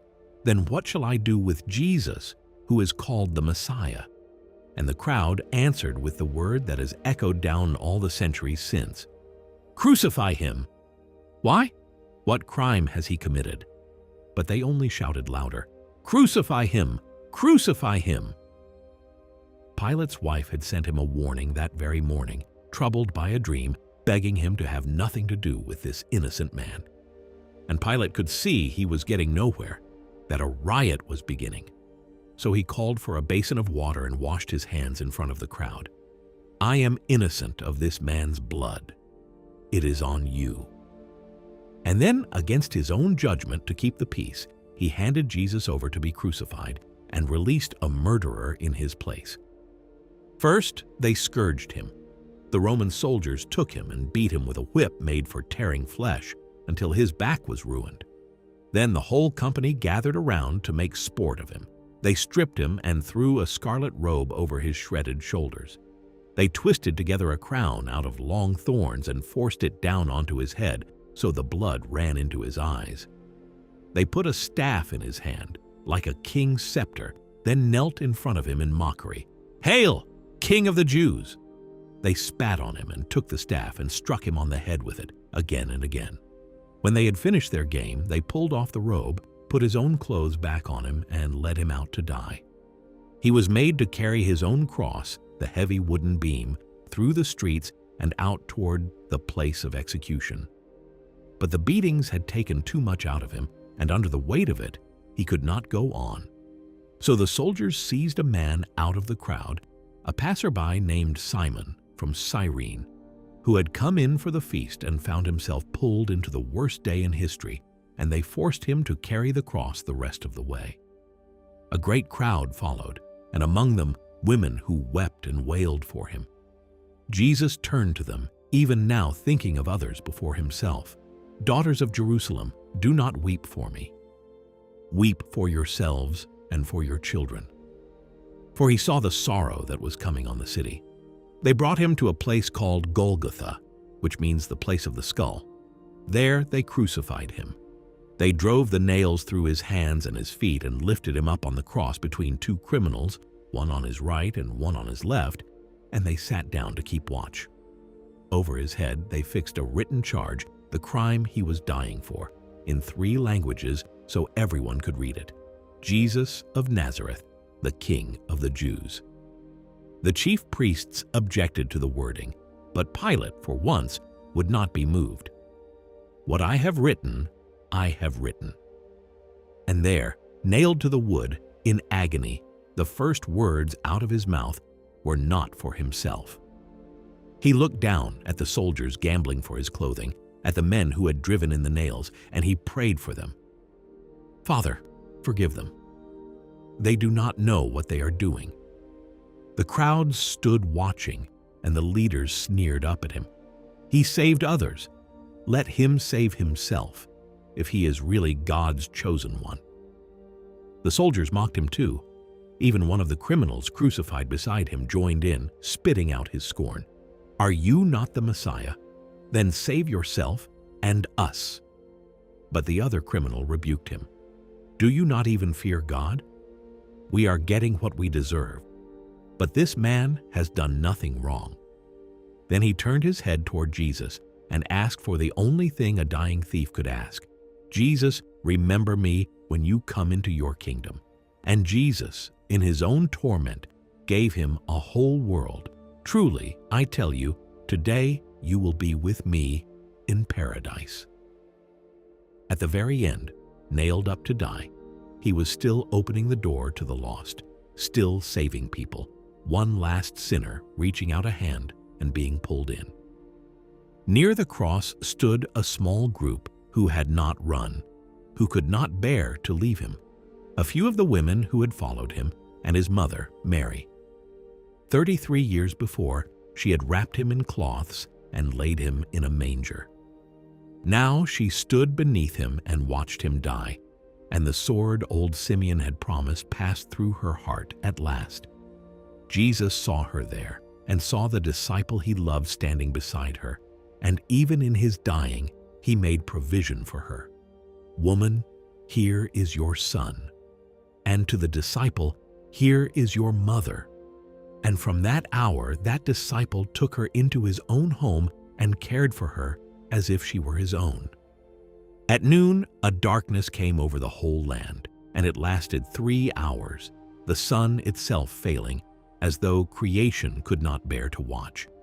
And out of that darkness, near the end, Jesus cried out in a loud voice the opening words of an ancient psalm, words torn from the very bottom of human anguish. My God, why have you forsaken me?" This was the deepest part of it, deeper than the nails, deeper than the thorns.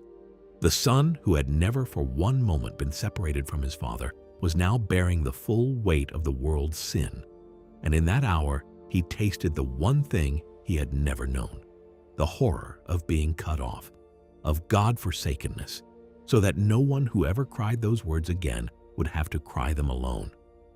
He said he was thirsty, and someone lifted a sponge of sour wine to his lips.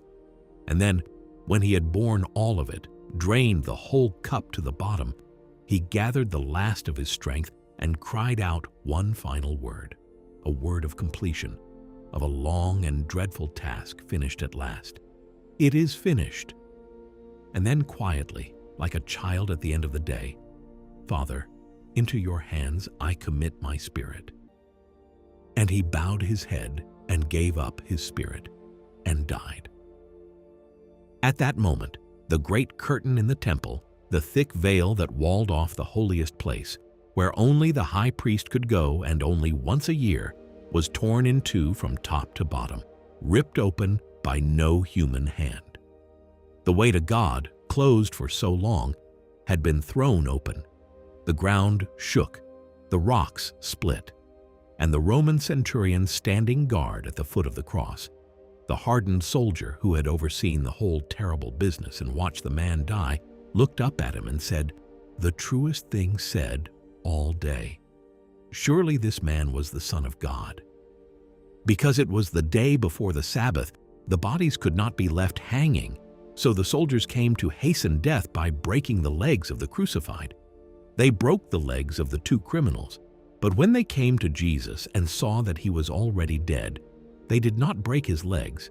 Instead, one of the soldiers drove a spear into his side to be sure, and at once blood and water came out.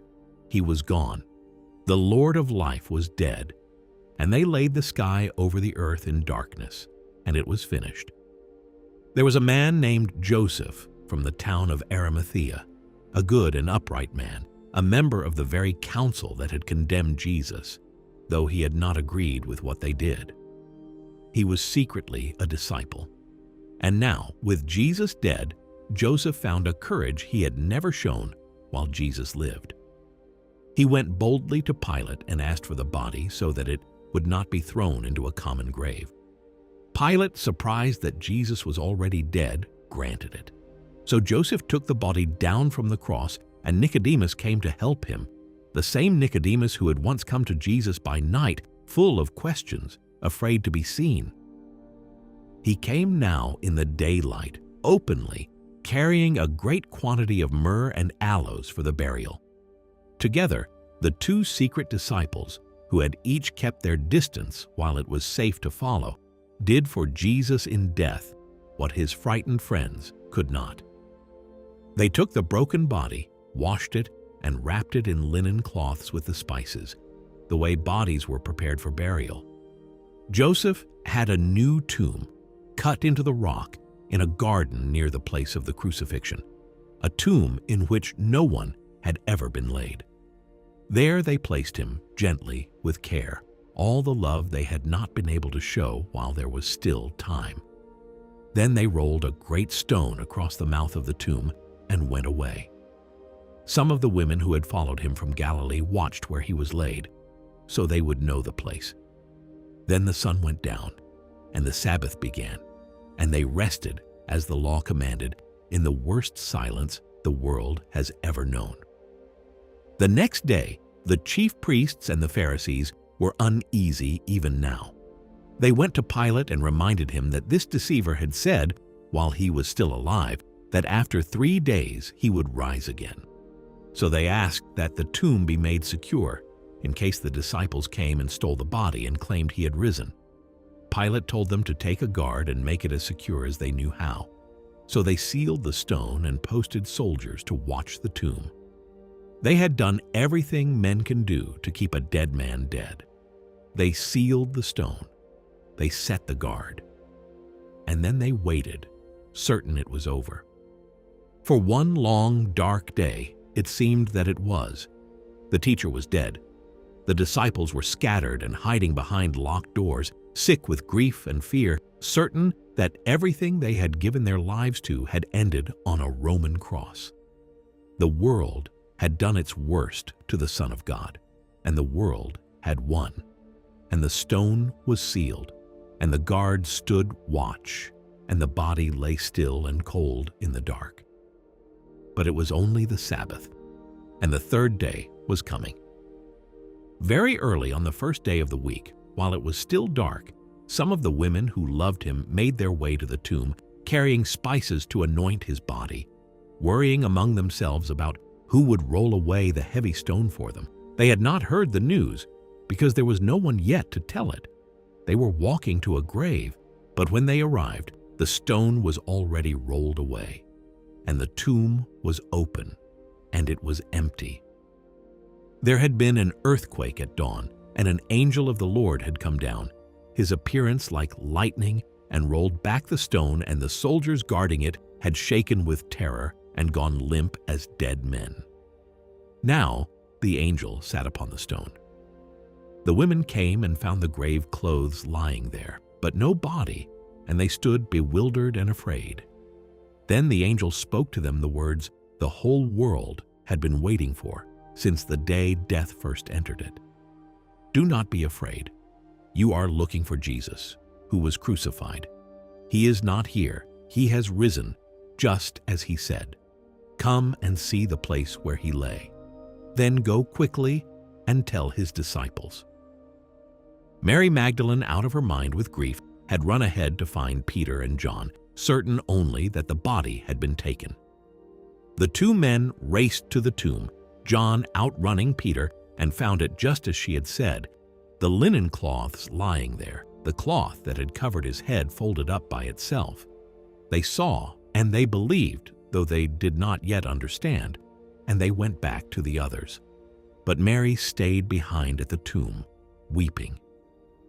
Through her tears she looked into the grave and saw two angels in white, sitting where the body had been. Woman, why are you crying? They have taken away my Lord, and I do not know where they have put him. Then she turned around and saw a man standing there, and supposed he was the gardener. Sir, if you have carried him off, tell me where you have laid him, and I will get him. And the man said one word, Mary. He said her name, and she knew that voice, the way the sheep know the voice of the shepherd, and the whole world turned over. Rabboni, she cried, which means teacher, and fell at his feet.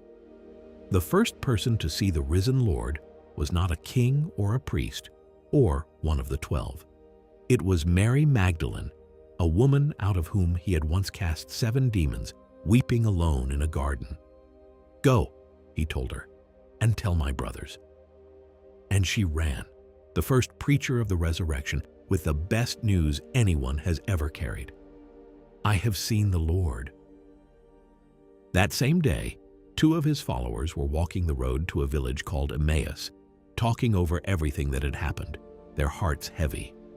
A stranger fell into step beside them and asked what they were discussing. They were astonished anyone could be in Jerusalem and not know. They told him sadly about Jesus of Nazareth, a mighty prophet, and how their leaders had crucified him, and how they had hoped he was the one to redeem Israel, and how now, on the 3rd day, there were strange reports of an empty tomb. The stranger listened, and then, beginning with Moses and all the prophets, he opened up the scriptures to them, showing how the Messiah had to suffer all these things and then enter his glory. Their hearts burned within them as he spoke, though they did not know him. When they reached the village, they begged him to stay, for it was getting late. And at the table he took the bread and gave thanks and broke it. And in that breaking, their eyes were opened, and they recognized him, and he vanished from their sight.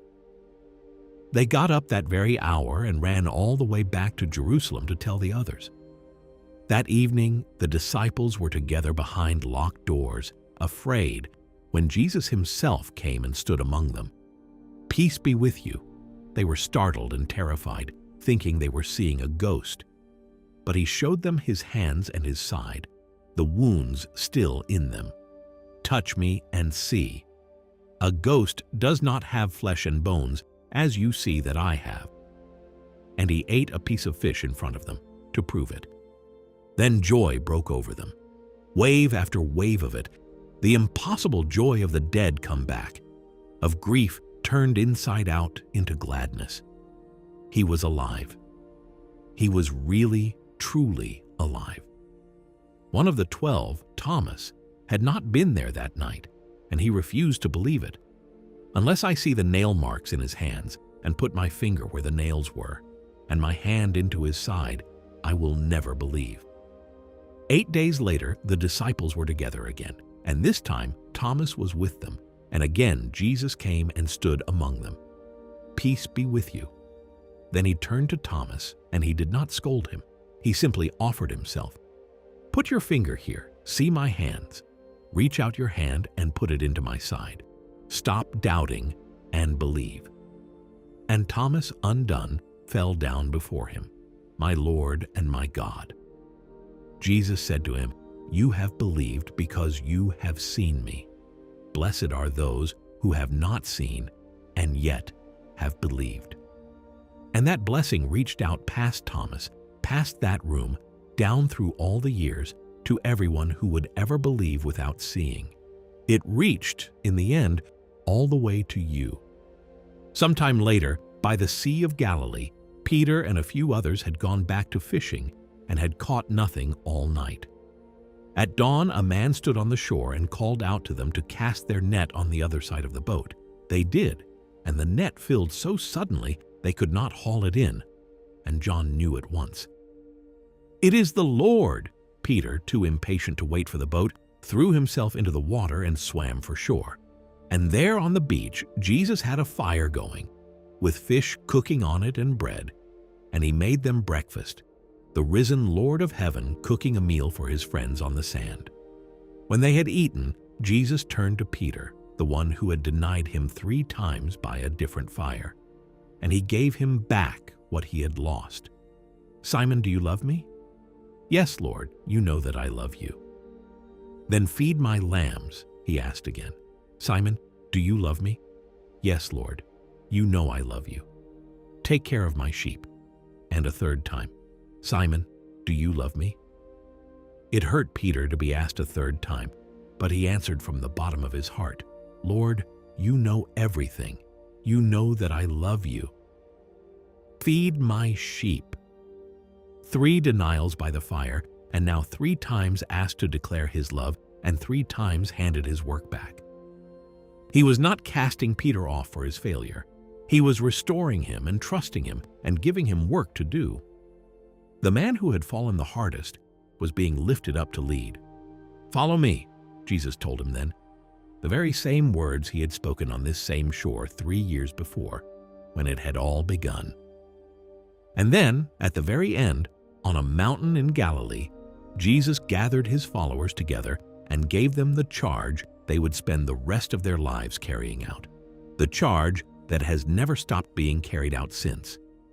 "All authority in heaven and on earth has been given to me, so go and make disciples of all nations, baptizing them in the name of the Father and of the Son and of the Holy Spirit, teaching them to obey everything I have commanded you."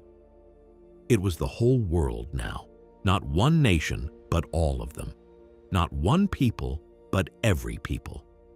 The seed had fallen into the ground and died, and here at last was the harvest beginning, a handful of ordinary men sent out to carry his name to the ends of the earth, and then the promise that held it all together, the same promise the prophets had spoken at his birth, when they called him God with us, now spoken in his own voice at the end. "And surely I am with you always, to the very end of the age." He led them out as far as Bethany, lifted up his hands, and blessed them. And while he was blessing them, he was carried up into heaven, and a cloud took him out of their sight. They stood there gazing up into the sky until 2 angels asked them why they were standing looking up, for this same Jesus would one day come back in the same way they had seen him go. Then they returned to Jerusalem with great joy and waited, and soon the Spirit he had promised came down upon them. And they went out into the streets and the cities and the far countries, and they were never the same, and neither was the world. It had all begun in a small town no one thought much about, in a manger, in the dark, with no one watching. A young mother had wrapped a baby in strips of cloth and laid him in a feed trough, and heaven had come all that way and entered the world as a child she could hold. He had grown up in a carpenter's shop and walked dusty roads and touched the people no one else would touch, and told stories that turned the world upside down and let himself be nailed to a cross and walked out of his own grave. He had come, he said, to seek and to save the lost, to find the one sheep that had wandered off and carry it home, to run down the road to meet the son who was still a long way off, to open the door to the thief dying beside him, to say a weeping woman's name in a garden at dawn. He had come down, down from heaven, down to the manger, down to the dust of the roads, down to the cross, down into the grave, to find what was lost and carry it back up into the light. He had come down all that way, all the way down at last to you.